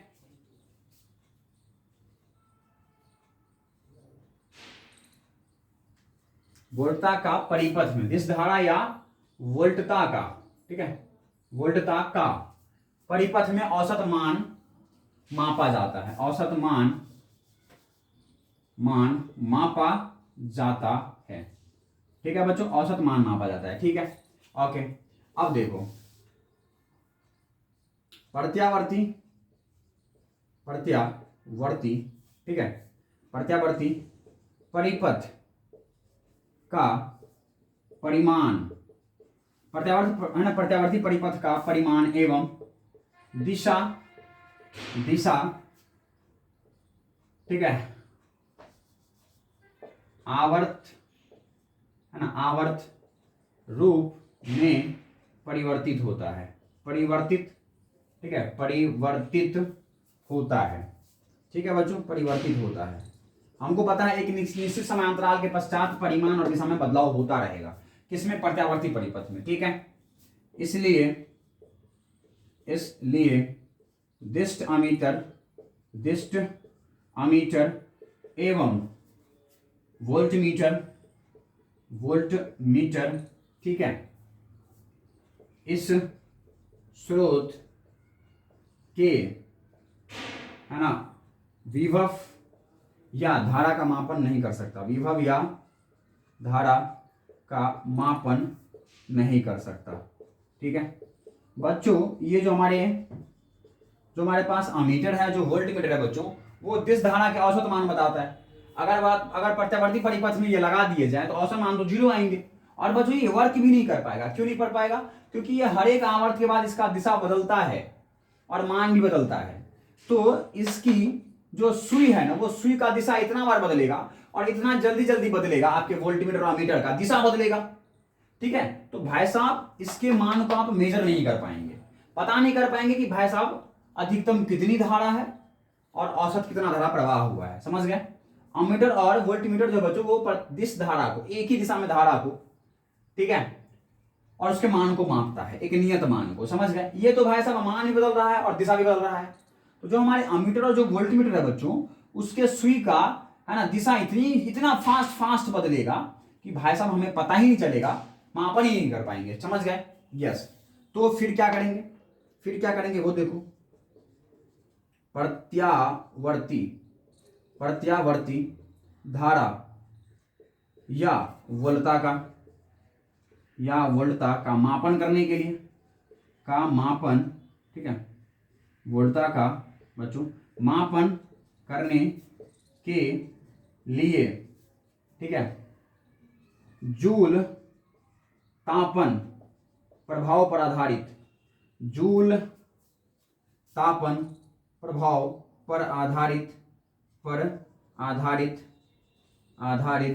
ठीक है, तप्त तार अमीटर या वोल्टमीटर का प्रयोग करते हैं। ठीक है बच्चों, देख लो, तप्त तार अमीटर, कहानियों को समझो वरना बहुत पीछे रह जाएंगे आप। समझिए, हॉट वायर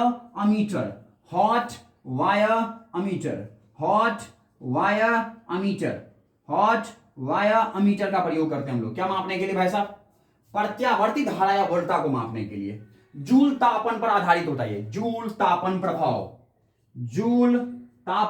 प्रभाव, ठीक है। जूल हीटिंग इफेक्ट पर आधारित होता है। किस पर आधारित होता है? Joule heating effect. प्रभाव को इंग्लिश में क्या बोलते हैं? Joule heating effect. बच्चों, जूल हीटिंग इफेक्ट पर आधारित होता है कौन? हमारे पास तप्त तार अमीटर। ये किसको मापने के लिए लगाते हैं भाई साहब?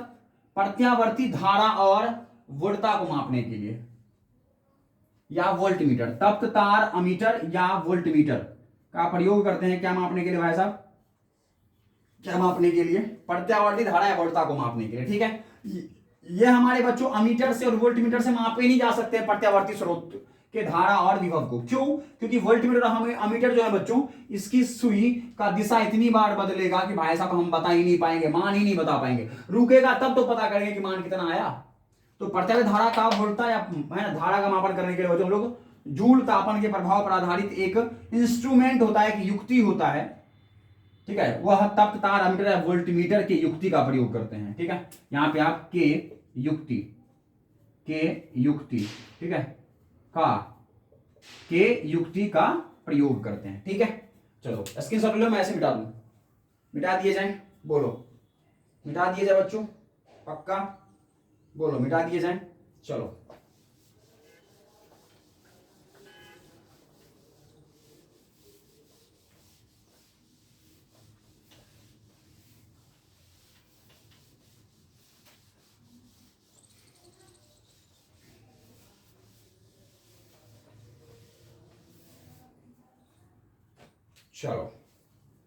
चलो भाई साहब, तो देखो क्या है, प्रत्यावर्ती धारा का वर्ग माध्य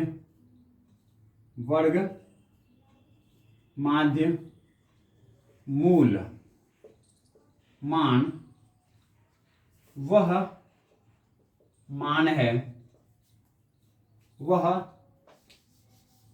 वह दिष्ट धारा है।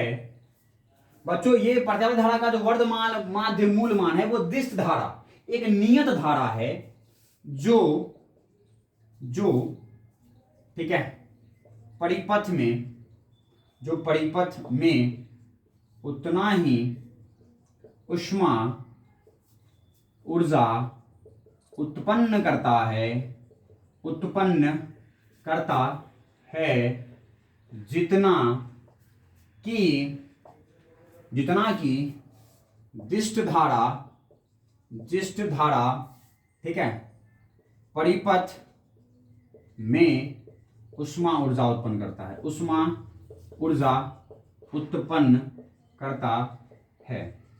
ठीक है बच्चों।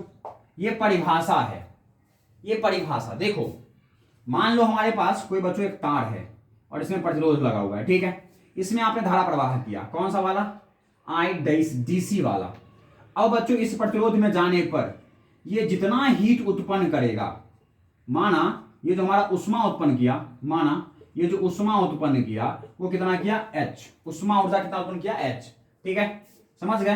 तो भाई साहब जो प्रत्यावर्ती धारा है वह भाई साहब, ठीक है, प्रत्यावर्ती धारा, ठीक है, ये एसी का जो IRMS है ना, जो बच्चों धारा कौन सा, रूट मीन स्क्वायर वाला जो धारा है वो एसी का IRMS उसके बराबर है, और वो उस डिस्ट करंट के बराबर, उस डिस्ट धारा के बराबर है जो भाई साहब इस प्रतिरोध से जाने पर जो उष्मा है वह उष्मा कितना उत्पन्न करता है, उसी H के बराबर।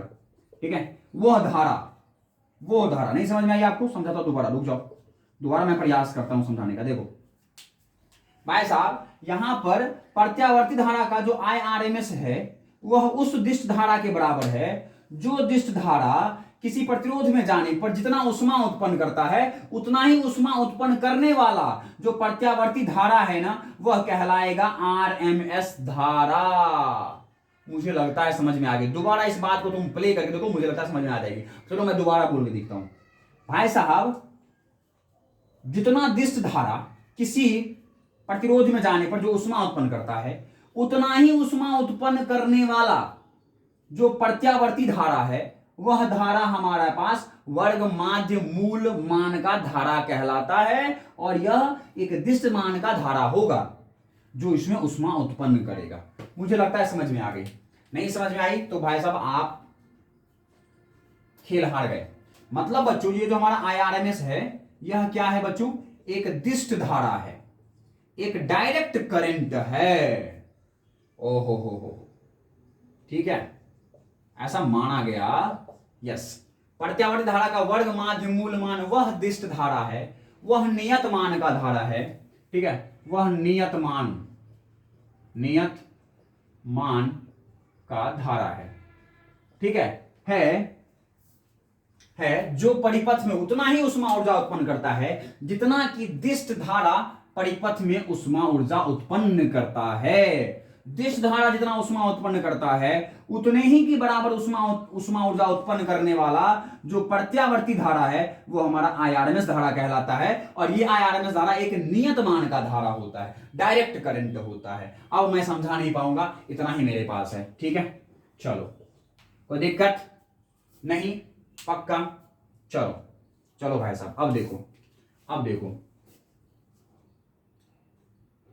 प्रत्यावर्ती धारा का वर्ग, प्रत्यावर्ती धारा का वर्ग माध्य, प्रत्यावर्ती धारा का वर्ग का माध्य का मूल। ठीक है, प्रत्यावर्ती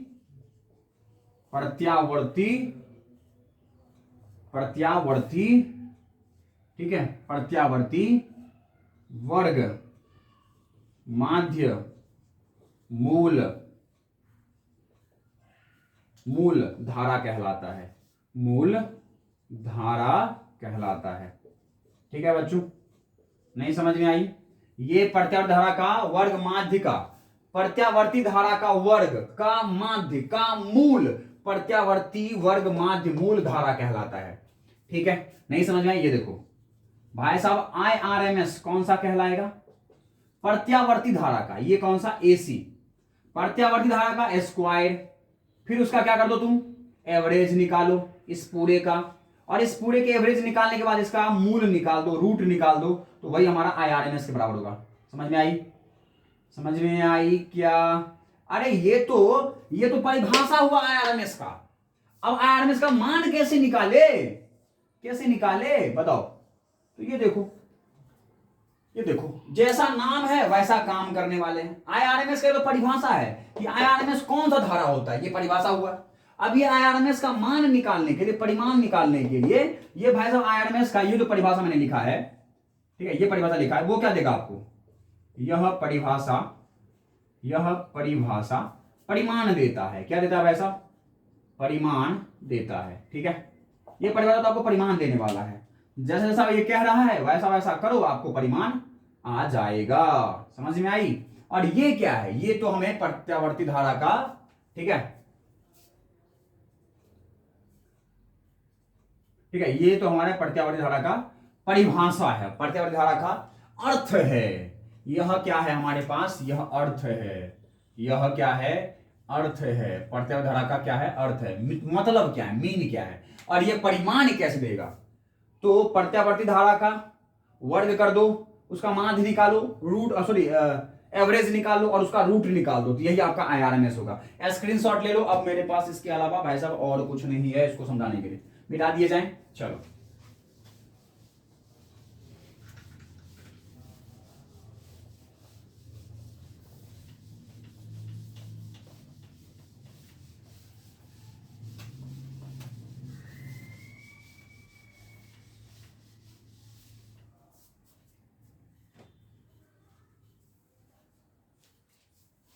देखिए बच्चों, देखिए आप इससे आगे क्या कह सकते हैं वो देखो, ठीक है। आगे अब क्या कह सकते हैं वो देखो। IRMS हम निकालने चलते हैं बच्चों, ठीक है।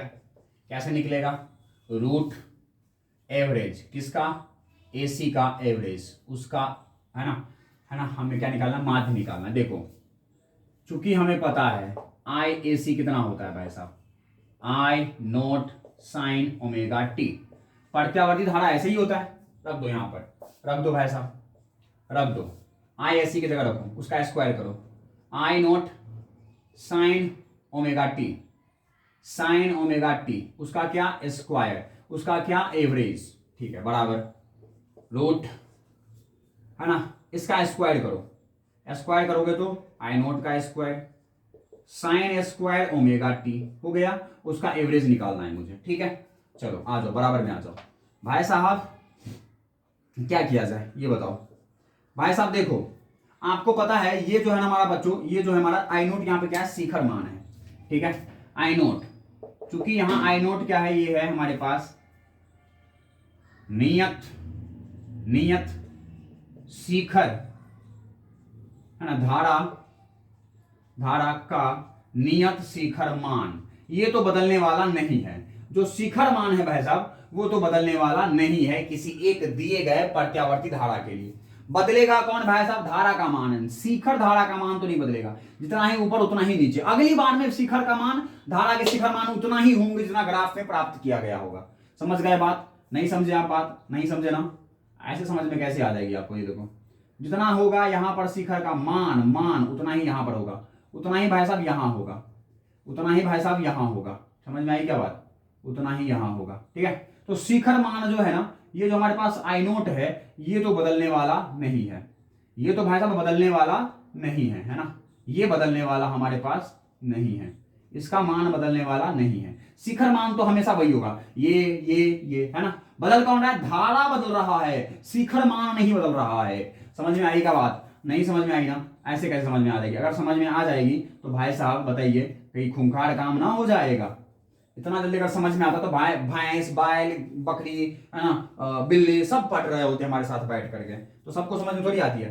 तो भाई साहब ठीक है, देखो नियत मान का माध्य मान भाई साहब क्या होता है?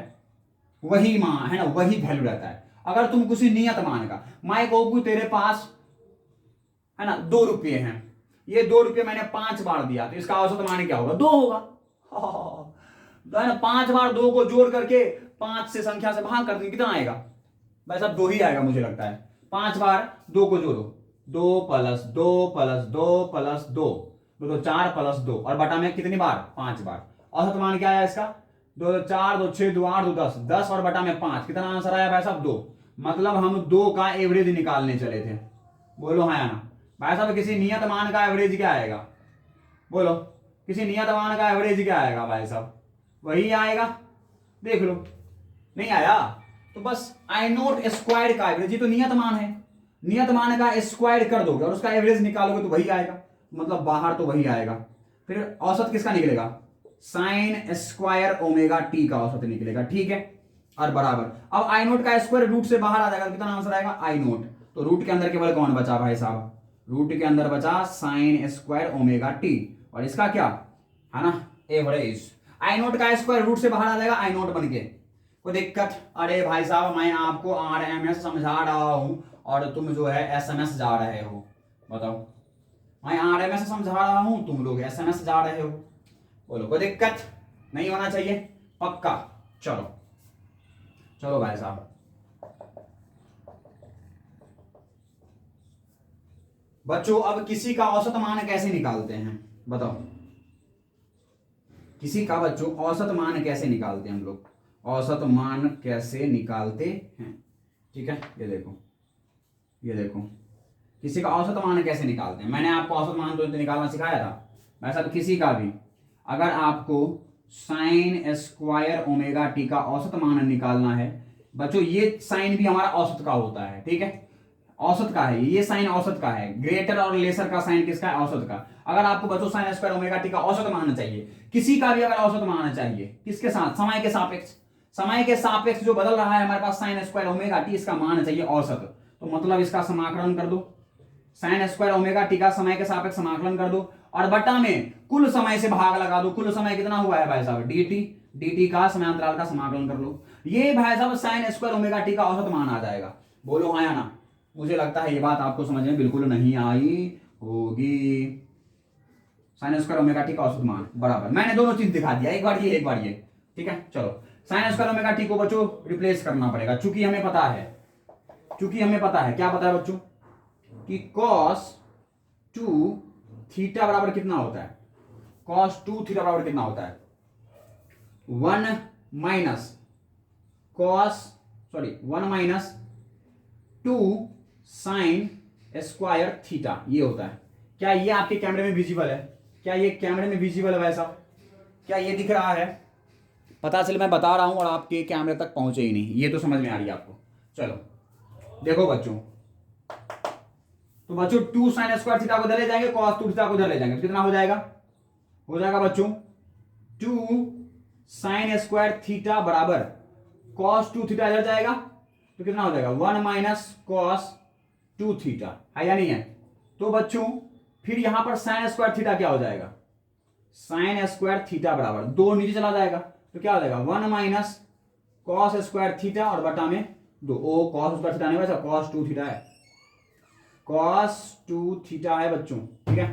ये फॉर्मूला भाई साहब आप लगाओ, यहां पर लगाओ, देख लो कितनी मैथ्स प्रयोग हो रही है। ये देखो, तो इंटीग्रेशन के अंदर कितना हो जाएगा, आ जाएगा बच्चों 1 माइनस cos 2 थीटा और बटा में 2, और उसका समय के साथ समाकलन है ना, यस। और बटा में dt का समाकलन कितना होगा बच्चों, t होगा। कोई दिक्कत, यहां तक स्क्रीनशॉट ले लो, मैं अगले स्लाइड में आपको इसका सॉल्यूशन दिखाऊंगा।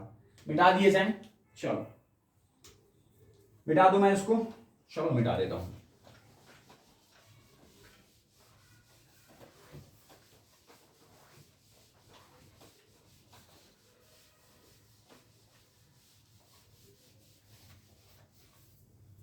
देखो अब हम लोग लिखते हैं किसका बच्चों, सबसे पहले तो हम लोग साइन स्क्वायर ओमेगा टी का औसत मान निकाल रहे थे, है ना, बराबर।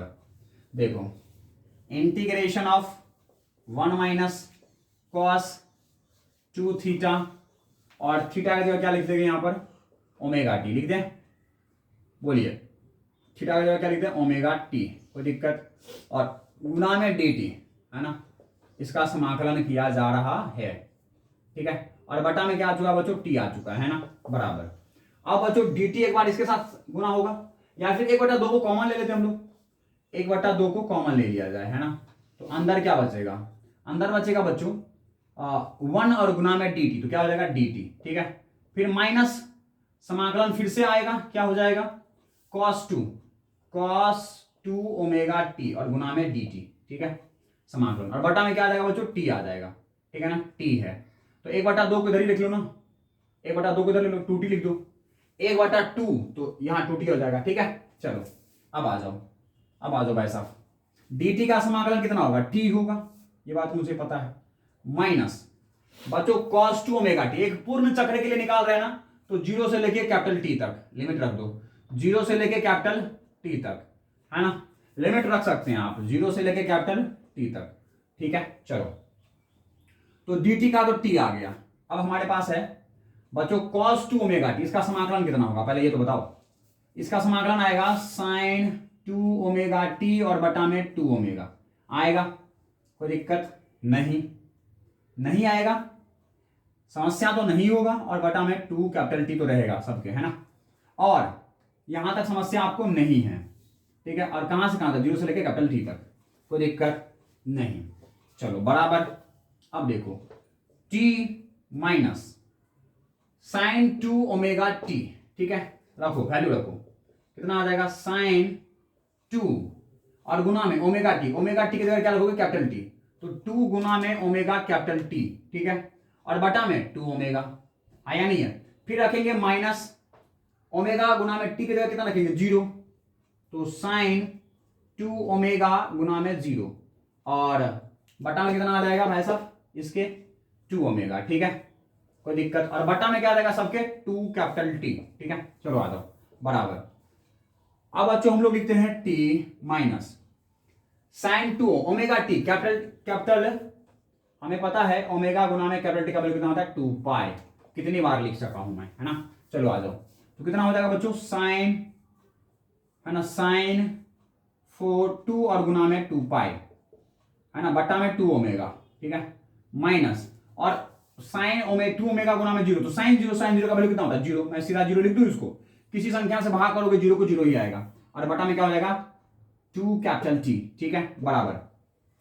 अब देखो 2 गुना में 2 पाई, तो साइन 4 पाई, साइन 4 पाई का वैल्यू कितना होता है भाई साहब 0, है या नहीं है, तो t माइनस 0। सर जी ये कैसे पता आपको, अरे बच्चों पता हो जाता है ना, देखो चूंकि लिख देता हूं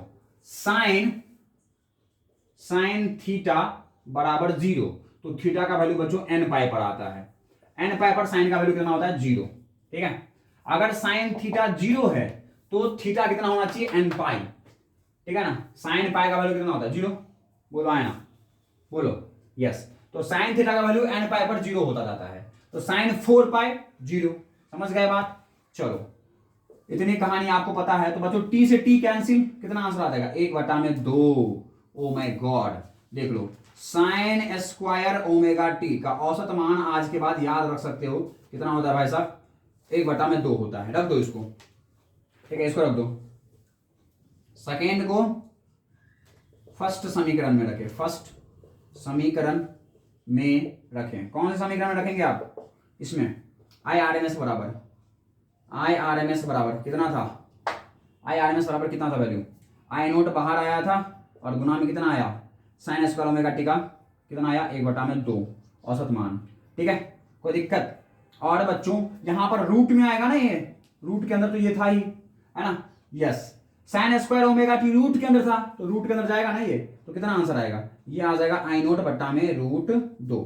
ये देखो बच्चों IRMS का वैल्यू आ चुका है आपको, अरे मार्केट में IRMS का वैल्यू आ चुका है, ये देखो, बोलो स्क्रीनशॉट ले लो फटाफट, मजेदार कहानी थी इसमें, ठीक है, मिटा दिए जाएं, IRMS का वैल्यू मार्केट में आ चुका है, मिटा दिए जाएं। चलो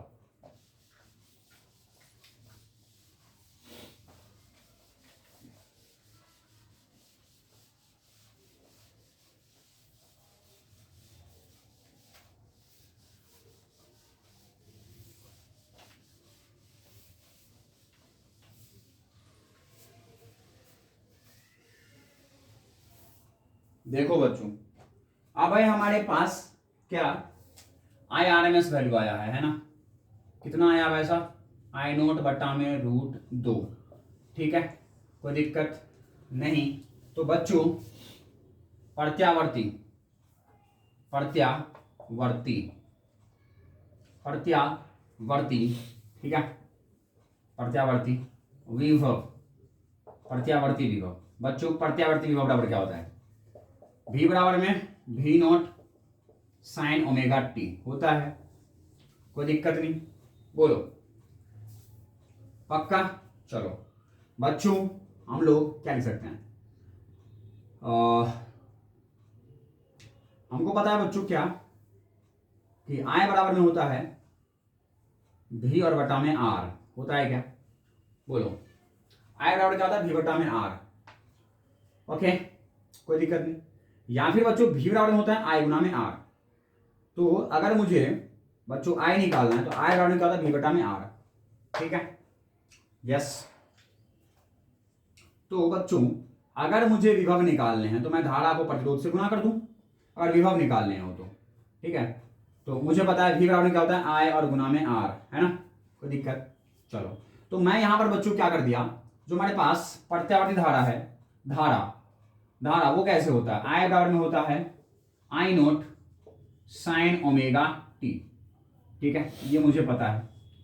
ओके बच्चों, कोई दिक्कत नहीं, पक्का। चलो, तो बच्चों अगर मुझे भी निकालना तो आई गुना में आर लगा दूंगा मैं। ठीक है, तो आई और गुना में आर बराबर, अब अगर आर इधर गुना किया है, ठीक है, धारा में आर गुना किया तो इधर भी गुना कर दूं मैं, तो कितना हो जाएगा, आई नोट गुना में आर और गुना में साइन ओमेगा टी। ठीक है, समझ गए भाई साहब। समीकरण फर्स्ट, समीकरण सेकेंड।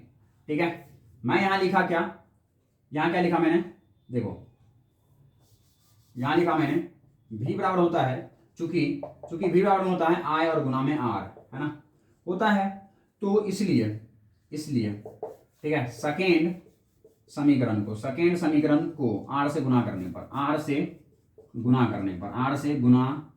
करने पर, ठीक है, अगर कर दिए जाए तो क्या आएंगे भाई साहब, आई आर, और आई आर क्या बन जाएगा, भी बन जाएगा, कोई दिक्कत। आई नोट आर क्या बन जाएगा, भी नोट। ठीक है, और गुना में साइन ओमेगा टी। ठीक है, कोई दिक्कत। बच्चों मुझे पता है क्या, बोलो क्या पता है, कि अगर मैं यहां से अगर यहां से आई नोट निकालू बच्चों तो क्या हो जाएगा, यहां से क्या हो जाएगा, आई आर एम एस और गुना में √2 होगा। बोलो, इसको रख दिए जाए यहां पर ला करके, यहां पर रख दिए जाए तो बोलो क्या हो जाएगा, आई नोट गुना में आर, तो मैं यहां पर क्या लिख सकता हूं, आई नोट बराबर क्या रख सकता हूं, √2 आई आर एम एस और गुना में आर और गुना में साइन ओमेगा टी, है ना। तो v बराबर क्या हो जाएगा, v बराबर हो जाएगा बच्चों, है ना, आई आर एम एस और गुना में आर, तो क्या बन जाएगा, ये बन जाएगा वी आर एम एस और गुना में साइन ओमेगा टी। ठीक है, ये बन जाएगा, ये देखो, कोई दिक्कत नहीं। धारा भी हमारा क्या बन जाएगा, ठीक है, इसको कर देते हैं बच्चों हम लोग फर्स्ट समीकरण, इसको कर देते हैं सेकंड समीकरण, इसको कर देते हैं थर्ड समीकरण। ठीक है, यस, और इसको कर देते हैं हम लोग बच्चों फोर्थ समीकरण। ओके, चलो अब हम लोग बच्चों क्या कर देते हैं कि समीकरण फर्स्ट एवं थर्ड से, ठीक है बच्चों, फर्स्ट एवं थर्ड से क्या हो जाएगा, फर्स्ट एवं थर्ड से आ जाएगा बच्चों आई बराबर में आई नोट इधर क्या लिख दूंगा मैं, √2 RMS, है ना, IRMS लिख दूंगा, और गुना में क्या हो जाएगा, साइन ओमेगा टी। ठीक है, कोई दिक्कत। तो बच्चों यहां से आई बराबर में क्या आ जाएगा, ये क्या आ जाएगा, यही रह जाएगा, है ना, ये, तो ये समीकरण आ जाएगा। ठीक है, IRMS के पदों में, समझ गए, पक्का। ये समीकरण नंबर कौन सा, 5वां। ठीक है, तो मुझे लगता है कि आप हमें समझ पा रहे हैं इन सारे समीकरणों को। स्क्रीनशॉट ले लीजिए और मैं ऐसे मिटा दूं, कोई खूंखार काम नहीं था, मैंने जो दिखाया आपको वही किया है। ठीक है, चलो मिटा दिया जाए, चलो भाई साहब मिटा दिए जाए, पक्का मिटा दिए जाए, बोलो मिटा दिए जाए, चलो मिटा दिया जाए।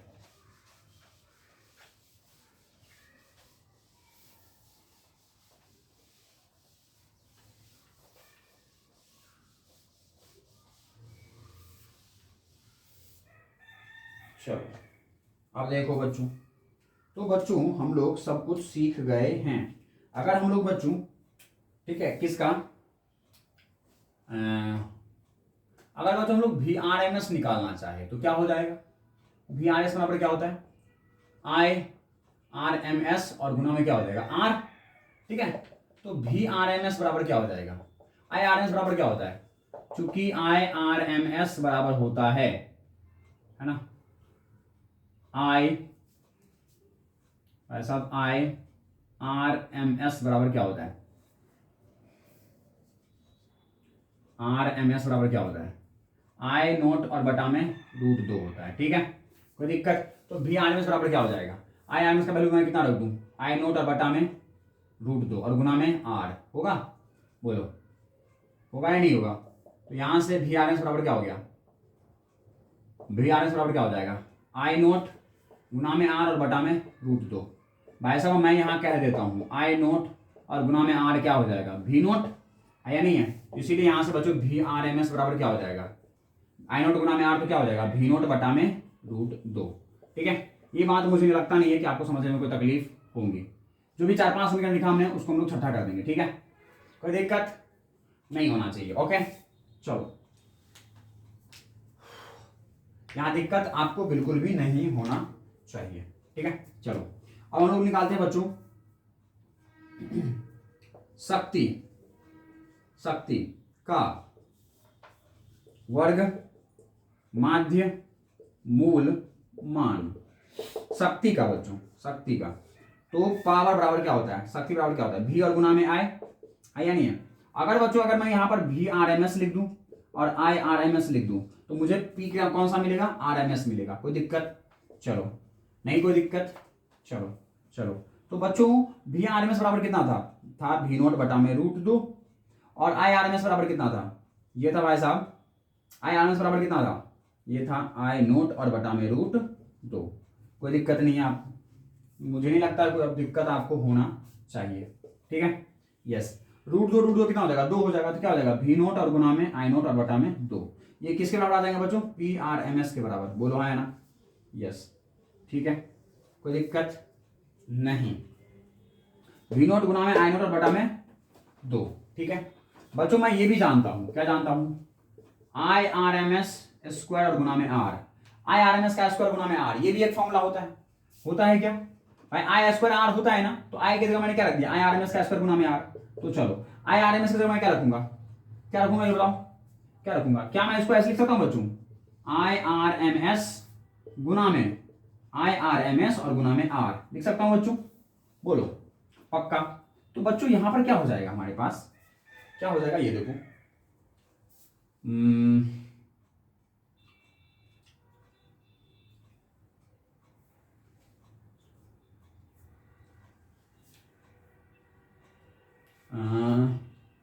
बच्चों आई आर एम एस गुना में आर, ये भी फॉर्मूला होता है। तो वी नोट और गुना में 2। तो बच्चों हम लोग इसको ऐसे लिख सकते हैं क्या कि है ना आई आर एम एस तो आई नोट बटा में √2 का होल स्क्वायर। ठीक है, यस आई नोट बटा में √2 का होल स्क्वायर और गुना में आर, ऐसे लिखा जा सकता है। ठीक है, ऐसे भी लिखा जा सकता है बच्चों। क्या ये देखो आई आर एम एस का वैल्यू कितना है? आई नोट बटा में √2, तो आई नोट बटा में √2 का होल स्क्वायर और गुना में आर। ठीक है, तो ऐसे भी लिख सकते हैं हम लोग इन समीकरणों को। ठीक है, ये देखिए ओके समझ गए? तो ऐसे जो है ना हमारा बच्चों लिखा जा सकता है। ठीक है, चलो समझ में आ गई? मिटा दिए जाए इन सबको।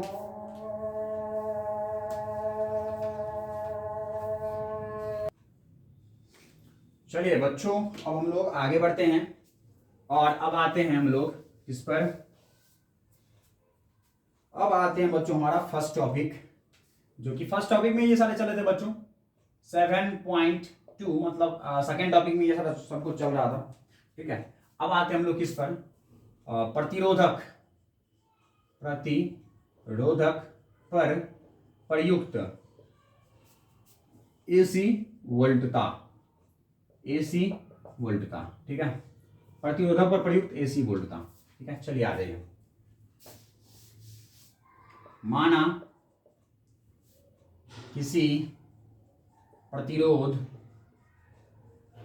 कैपिटल आर से प्रत्यावर्ती स्रोत जोड़ा जाता है, प्रत्यावर्ती स्रोत जोड़ा जाता है।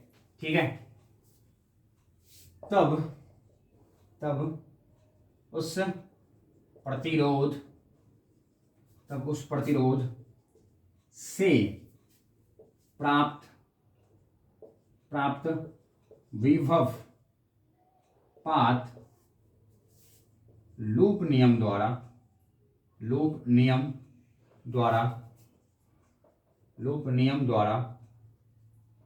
इस प्रकार व्यक्त कर सकते हैं, लूप नियम द्वारा इस प्रकार, ठीक है, व्यक्त कर सकते हैं। ठीक है, किस तरीके से व्यक्त कर सकते हैं वो देखिए। ये हमारे पास बच्चों है ना प्रतिरोध है, ये हमारे पास क्या है एसी वोल्टता है। ठीक है, यस बच्चों ये तो आप जानते हो एसी वोल्टता किस तरीके से दिखाते हैं। ठीक है, नहीं जानते तो मैं बता देता हूं। प्रत्यावर्ती प्रत्यावर्ती स्रोत, प्रत्यावर्ती, ठीक है, नोट करके लिख लीजिएगा आप। प्रत्यावर्ती स्रोत को इस प्रकार व्यक्त करते हैं, व्यक्त करते हैं। ठीक है बच्चों, प्रत्यावर्ती स्रोत को हम लोग इस तरीके से दिखाते हैं।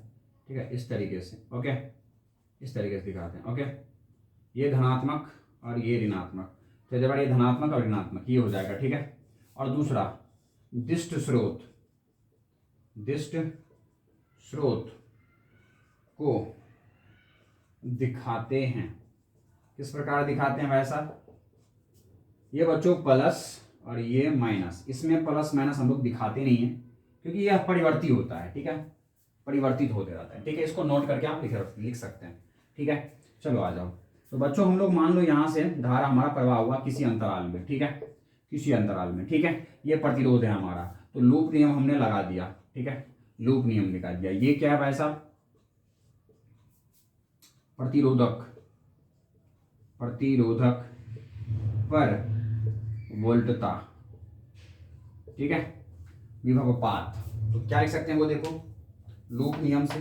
कौन से नियम से बच्चों, लूप नियम से। ठीक है, लूप नियम से क्या लिख सकते हैं,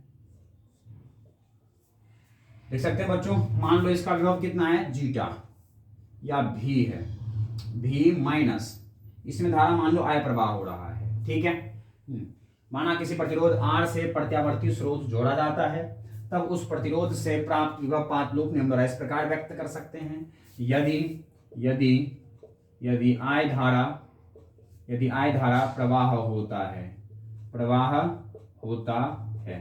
ठीक है, यस, तो क्या हो जाएगा बच्चों, I और गुना में R, क्योंकि जहां से धारा प्रवेश करता है वो प्लस और जहां से निकलता है वो माइनस। तो विभव आप लूप का नियम पढ़ चुके हैं, जहां से शुरू हुए वो विभव V बराबर में V not sine omega T, और जहां से निकले वहां पर माइनस। इसमें धारा मान लो I जा रहा था तो I और गुना में R, जहां से निकल रहे हैं वो वाला दिशा हो जाएगा। और एक लूप में चलने पर संपूर्ण विभव क्या होता है, जीरो होता है। आप जाके लूप नियम पढ़िए, मेरे चैनल पर उपलब्ध है। ठीक है, नहीं है उपलब्ध तो भाई साहब वेट कीजिए, हम आपको दे देंगे। ठीक है, यस बच्चों, आई आर इधर चला जाएगा, तो भी बराबर में क्या हो जाएगा, I और गुना में R हो जाएगा, कोई दिक्कत। ये कौन समीकरण, फर्स्ट समीकरण। ठीक है, चलो बच्चों हमें पता है क्या, यहां प्रत्यावर्ती स्रोत का विभव है, क्या है भाई साहब, भी बराबर में भी नोट साइन ओमेगा टी, यही होता है, बोलिए हाँ या ना, पक्का। तो तब है ना, तब ये सेकेंड समीकरण, तब फर्स्ट समीकरण से, कौन समीकरण से, फर्स्ट समीकरण से क्या लिख सकते हैं आप बच्चों, क्या लिख सकते हैं, ये देखिए, ये लिख सकते हैं बच्चों, क्या लिख सकते हैं, I बराबर में भी और बटा में R लिख सकते हैं। भी का समीकरण ये दे रखा है, क्या लिखेंगे आप, भी नोट साइन ओमेगा टी और बटा में R लिखेंगे, कोई दिक्कत नहीं। तो बच्चों यहां से क्या आ जाएगा, भी नोट बटा में R, भी नोट और बटा में R और गुना में साइन ओमेगा टी, तो भी नोट बटा में R क्या हो जाएगा, I नोट, तो I नोट और गुना में साइन ओमेगा टी। ये किसका समीकरण आया भाई साहब, I का समीकरण आया। ठीक है, I बराबर आया, ये I बराबर आया हमें। ठीक है बच्चों, ये क्या बराबर आया, I बराबर। ठीक है, यस, ये कौन समीकरण, थर्ड समीकरण। आप स्क्रीनशॉट ले लीजिए फटाफट ताकि मैं इसे मिटाऊं। ठीक है, ये आपका थर्ड समीकरण है, ले लीजिए स्क्रीनशॉट, मैं ऐसे मिटा दूंगा। ठीक है, चलिए यहाँ तक मुझे नहीं लगता आपको समझने में कोई तकलीफ होगी। ठीक है, क्योंकि मुझे बच्चों स्रोत का जो है ना समीकरण पता है, मुझे धारा का नहीं पता, धारा कितना प्रवाह होगा, तो मैंने लिख दिया यहाँ से I बराबर भी बटा में R, मैंने भी का समीकरण रख दिया तो मुझे I मिल गया। ठीक है, और भाई साहब भी नोट बटा में R तो क्या आएगा, I नोट। ठीक है, यस,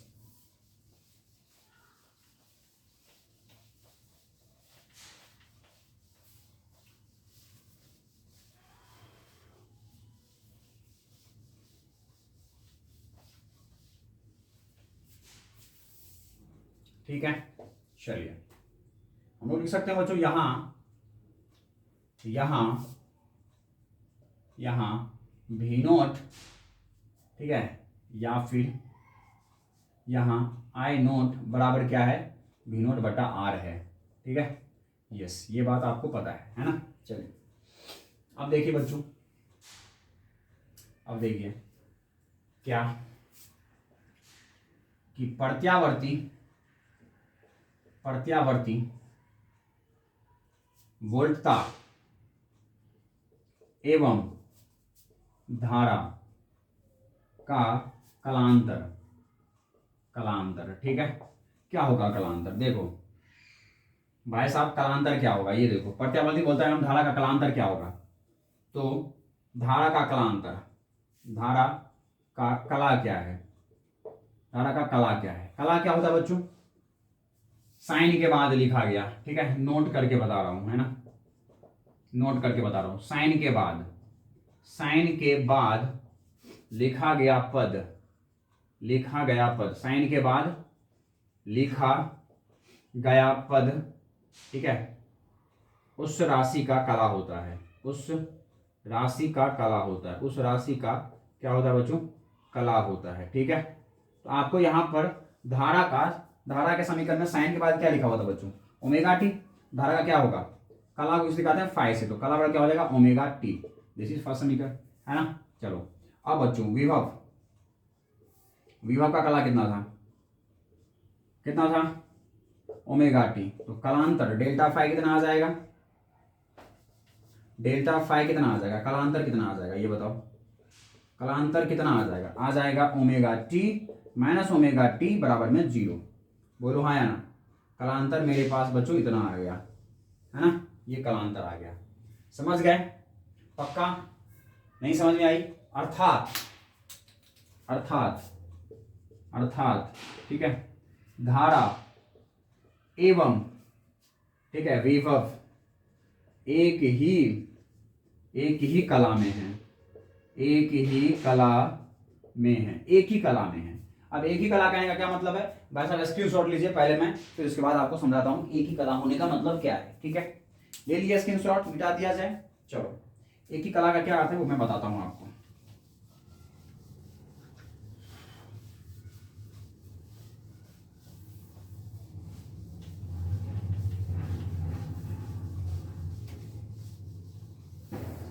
एक ही कला का अर्थ क्या है, एक ही कला का अर्थ है बच्चों, ठीक है, एक ही कला का अर्थ है कि धारा एवं विभव एक ही समय पर शून्य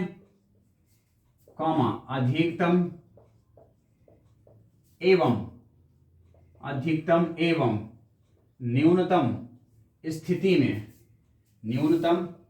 स्थिति में पहुंचते हैं, ठीक है ना। इसलिए यह समान कला में है, समान कला कहने का मतलब क्या है भाई साहब, एक ही बार वो एक ही समय पर शून्य में पहुंचेगा, अधिकतम में पहुंचेगा एवं न्यूनतम में पहुंचेगा, न्यूनतम स्थिति में पहुंचेगा, समझ गए, पक्का। चलो अब बच्चों हम लोग आते हैं औसत शक्ति पर, ठीक है, या फिर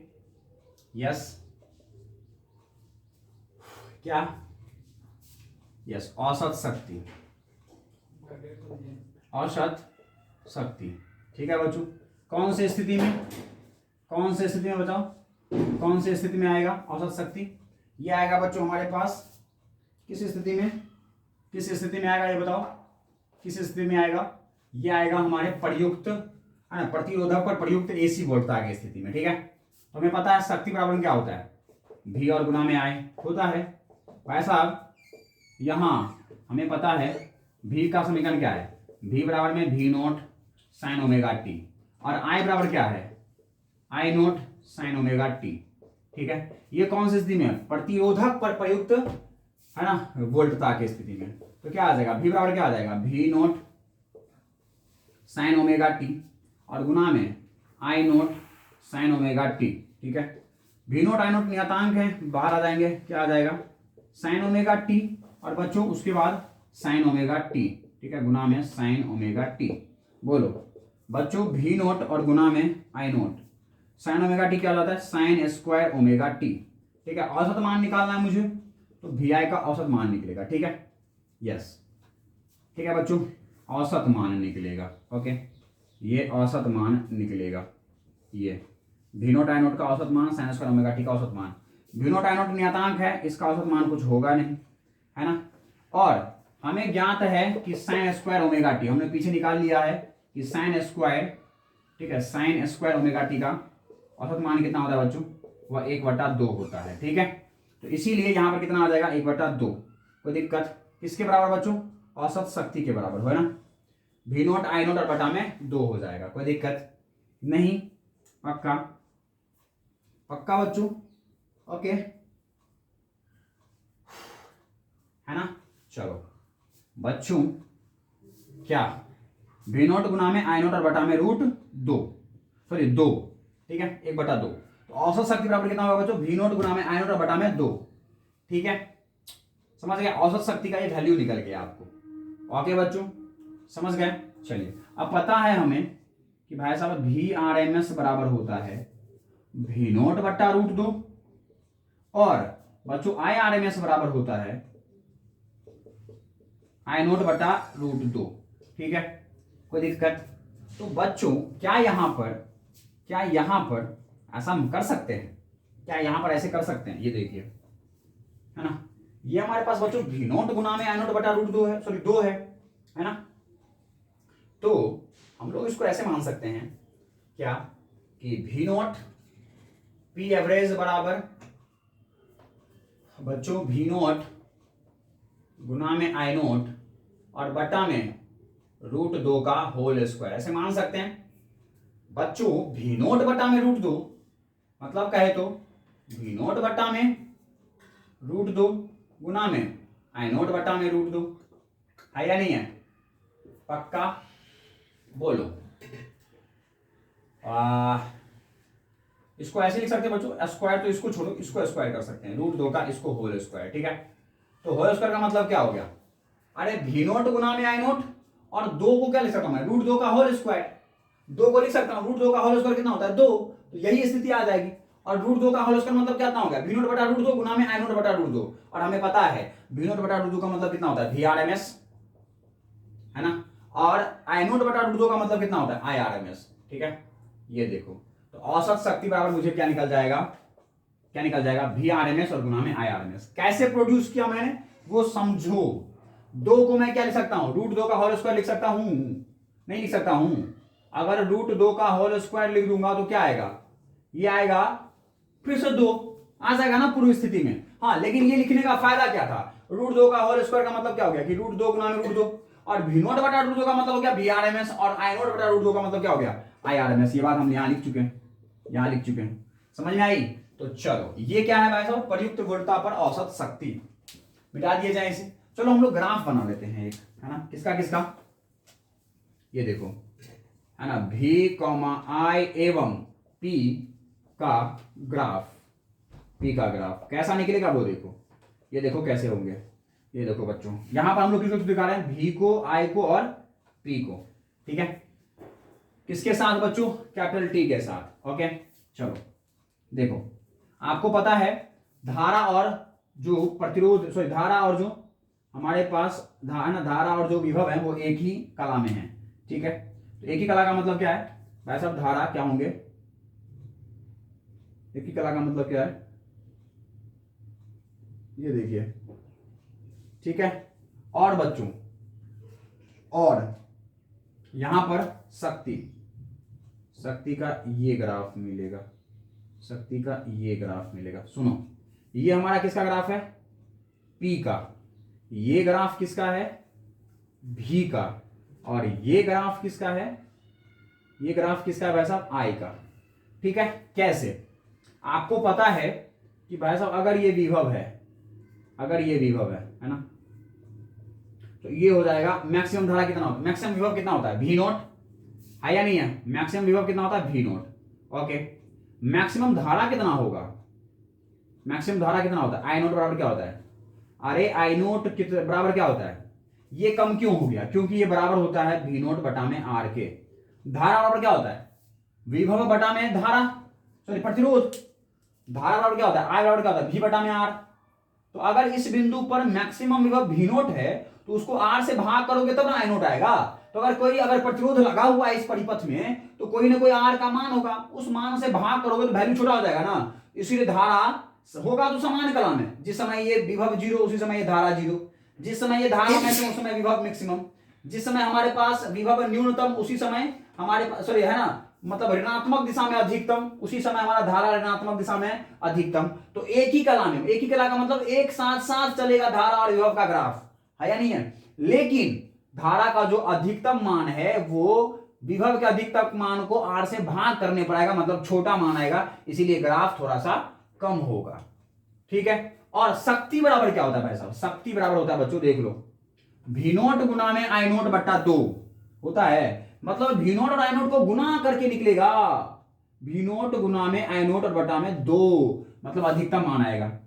और वी नोट और आई नोट को गुना करके आता है, वी नोट और आई नोट को क्या आता है? गुना करके। तो विभव धनात्मक धारा धनात्मक, मतलब शक्ति धनात्मक आएगा। यहां पर धारा ऋणात्मक और विभव भी ऋणात्मक, ऋणात्मक ऋणात्मक गुना होकर के शक्ति धनात्मक आएगा। समझ में आई बात? तो शक्ति यहां पर क्या है? ये धनात्मक, ये शक्ति क्या है? धनात्मक। ठीक है, क्योंकि यहां पर जो धारा है हमारे पास वो क्या है? पॉजिटिव। विभव क्या है? पॉजिटिव। बोलो, यहां पर धारा क्या है? पॉजिटिव। विभव क्या है? ओहो निगेटिव ना। धारा क्या है? निगेटिव और विभव क्या है? निगेटिव, है ना। तो दोनों निगेटिव निगेटिव, शक्ति क्या देगा? पॉजिटिव। क्यों? क्योंकि शक्ति बराबर क्या होता है? धारा और गुना में विभव। मुझे लगता है ये ग्राफ आपको समझ में आई होगी। अगर नहीं समझ में आई है, आई एम सॉरी, मुझे तकलीफ है। ठीक है, क्या ये ग्राफ आपको नजर आया? नजर आया आपको ये ग्राफ? आ गया? चलिए मिटा दिया जाए। चलो, तो बच्चों आपके प्रतिरोधक पर प्रयुक्त वोल्टता से धारा और विभव एक ही कला में होते हैं, ये बात मैंने समझा दिया। औसत शक्ति निकाल के बता दिया, ग्राफ मैंने बता दिया आपको। ठीक है, चलो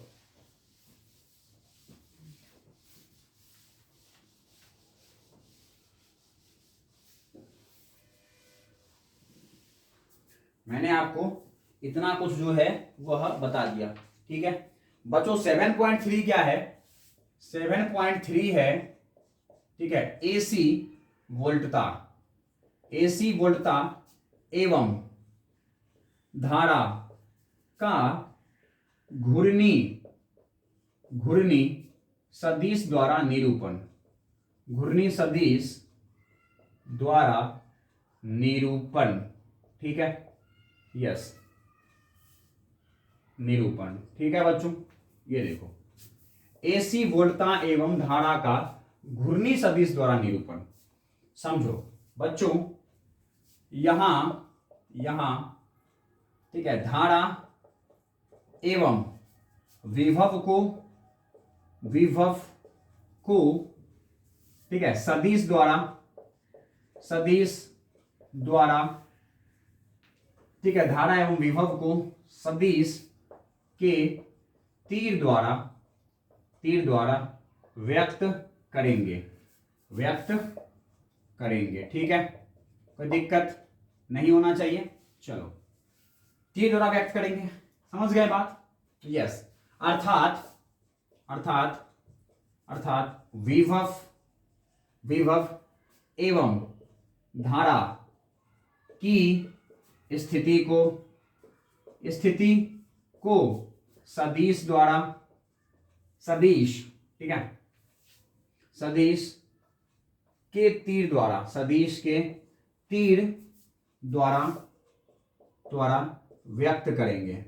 व्यक्त करेंगे, ठीक है, समझ गए? तीर द्वारा हम लोग व्यक्त करेंगे। ठीक है भाई साहब, जो हमारा विभव होगा, जो हमारे पास धारा होंगी ना, उसकी स्थिति को सदिश के तीर द्वारा व्यक्त करेंगे। समझ गए बात? पक्का? सदिश के तीर द्वारा हम लोग व्यक्त करेंगे। ठीक है, चलो आ जाओ। अब देखो, अब क्या है, और इसके मान को तीर की कम एवं ज्यादा लंबाई द्वारा व्यक्त करेंगे। ज्यादा लंबा एवं छोटा तीर दिखा करके हम लोग इसके मान को भी व्यक्त करेंगे। समझ गए बात? यस। तो अगर मान लो कोई धारा है तो इस तरीके से तीर से दिखाएंगे। ठीक है, यस। और इसको क्या कह सकते हैं हम लोग? इसको आई नोट कह सकते हैं। ठीक है, अधिकतम मान को, अगर कोई अधिकतम मान का विभव है तो हम लोग इस तरह से तीर से दिखाएंगे। ठीक है, यस, समझ गए? तो भाई साहब इस तरीके से हम लोग, है ना, सदिश को, है ना, यहाँ पर विभव एवं धारा को इस सदिश से दिखाने वाले हैं। अब घूर्णी सदिश का क्या मतलब है वो देखो भाई साहब, ये देखिए यहां, ठीक है, यहां विभव एवं धारा, एक चक्र में कभी अधिकतम, है ना, कभी शून्य एवं कभी, ठीक है, न्यूनतम की स्थिति को सदिश के कला कोण में बदलाव द्वारा घूर्णन करके व्यक्त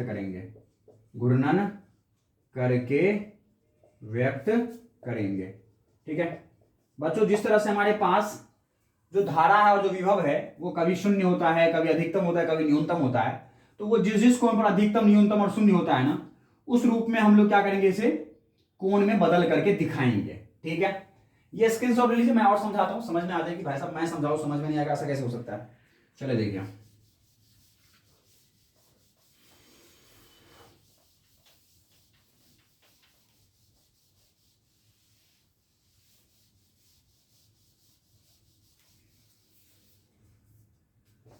देखिए बच्चों, मान लीजिए, ठीक है, जैसे मान लीजिए प्रतिरोधक पर प्रयुक्त धारा एवं विभव को, ठीक है, घूर्णी सदिश, इस घूर्णी सदिश को बच्चों हम लोग क्या बोलते हैं? घूर्णी सदिश द्वारा निरूपण। ठीक है, यस। देखिए बच्चों, यहां पर मेरा ये क्या है, ये हमारे पास बच्चों है, मान लीजिए क्या, ये बच्चों हमारा समय अक्ष। ठीक है, ओके, समझ गए? ये हमारे पास क्या बच्चों? समय अक्ष। ठीक है, इससे मान लीजिए धारा जो हमारा वो क्या है? ओमेगा टी पर है, ओमेगा टी के कला कोण पर है। ठीक है बच्चों, हमारा विभव जो है वो क्या है? इससे जो है ये ओमेगा टी के ही कला कोण पर है, लेकिन इसकी वैल्यू, मैक्सिमम वैल्यू कुछ और है। ये किसका है? धारा का। बोलिए हाँ है ना। अगर बच्चों धारा जो है वह मान लीजिए किस पर पहुंचता है? π/2 पर। अगर मान लीजिए पहुंचता है पाई पर, अगर पहुंचता है ये 2π पर, तो ऐसा घूर्णन करेगा ये। ठीक है, कभी यहां आ जाएगा, कभी यहां, कभी यहां। ठीक है, ये जो बच्चों भी नोट है, ये भी नोट घूर्णन करके चारों तरफ अपने सदिश को व्यक्त करेगा। ठीक है, ये देखिए, समझ गए बात? यस। तो ये क्या है हमारे? ये है बच्चों हमारे पास भी नोट और ये है आई नोट। ठीक है, ये ओमेगा टी के घूर्णन पर, इसको हम लोग बोलते हैं बच्चों फेजर आरेख। क्या बोलते हैं? इसके स्थिति को दिखाने के लिए ना, इसको हम लोग फेजर, फेज का मतलब क्या होता है? स्थिति, तो फेजर आरेख बोलते हैं इसे बच्चों हम लोग। ठीक है, यस, ठीक है, यस। तो अगर धारा हमको पता है ये किसका है, ये है बच्चों आर, प्रतिरोध आर पर भी एवं आई, ठीक है, प्रतिरोध पर। तो प्रतिरोध पर जो प्रयुक्त विभव था और जो धारा थी वह एक ही कला कोण पर था, ओमेगा टी के कला कोण पर था। ठीक है, तो इसीलिए एक ही दिशा में दिखाया है। हमको पता है जो धारा है वह क्या होता है भाई साहब, V नोट और बटा में R होता है। तो इसीलिए इसकी जो है ना फेजर बनी है, उसकी तीर का जो लेंथ है वो छोटा है, समझ गए। विभव हमारा ज्यादा होता है, उसका अधिकतम मान ज्यादा है, इसीलिए ये बड़ा सा तीर बनाएगा और ये घूमेगा। अगर V नोट अगर ओमेगा टी घूमेगा तो I नोट भी ओमेगा टी घूमेगा, ठीक है बच्चों। तो इसकी स्थिति को दिखाने के लिए कि धारा किस स्थिति में है, विभव किस स्थिति में है, इसकी स्थिति को दिखाने के लिए हम कौन सा ग्राफ खींचते हैं, फेजर आरेख। और ये किसका है, ये बात हमने यहां लिख दिया है। समझ में आ गई ये बात, पक्का समझ में आ गई। और बच्चों अगर हम लोग इसी को ठीक है, इसी को बच्चों अगर हम लोग किस पर दिखाते हैं, टी पर दिखाते हैं और इस पर भी एवं आई को दिखाते हैं, तो बच्चों इसी के संगत हमें धारा प्राप्त होगा, यहां पर धारा, ठीक है। और इसका ग्राफ कैसा जाएगा वो देखिए, ठीक है, ऐसा प्राप्त होगा, ठीक है। ओके बच्चों, ये विभव के संगत, ठीक है, ये विभव जाएगा हमारा, ये देखो ये, ठीक है, इस तरीके से। ओके, जहां धारा वहां शून्य है ना, ये देखो। तो ये विभव के वैल्यू को दिखा रहा है किस पर, ये है ज्यावक्रीय ग्राफ पर, ठीक है। और ये क्या है, फेजर ग्राफ पर। ये क्या हमारे पास, ये बच्चों हमारे पास ये है, ठीक है, ये है π/2 के कोण पर, ठीक है।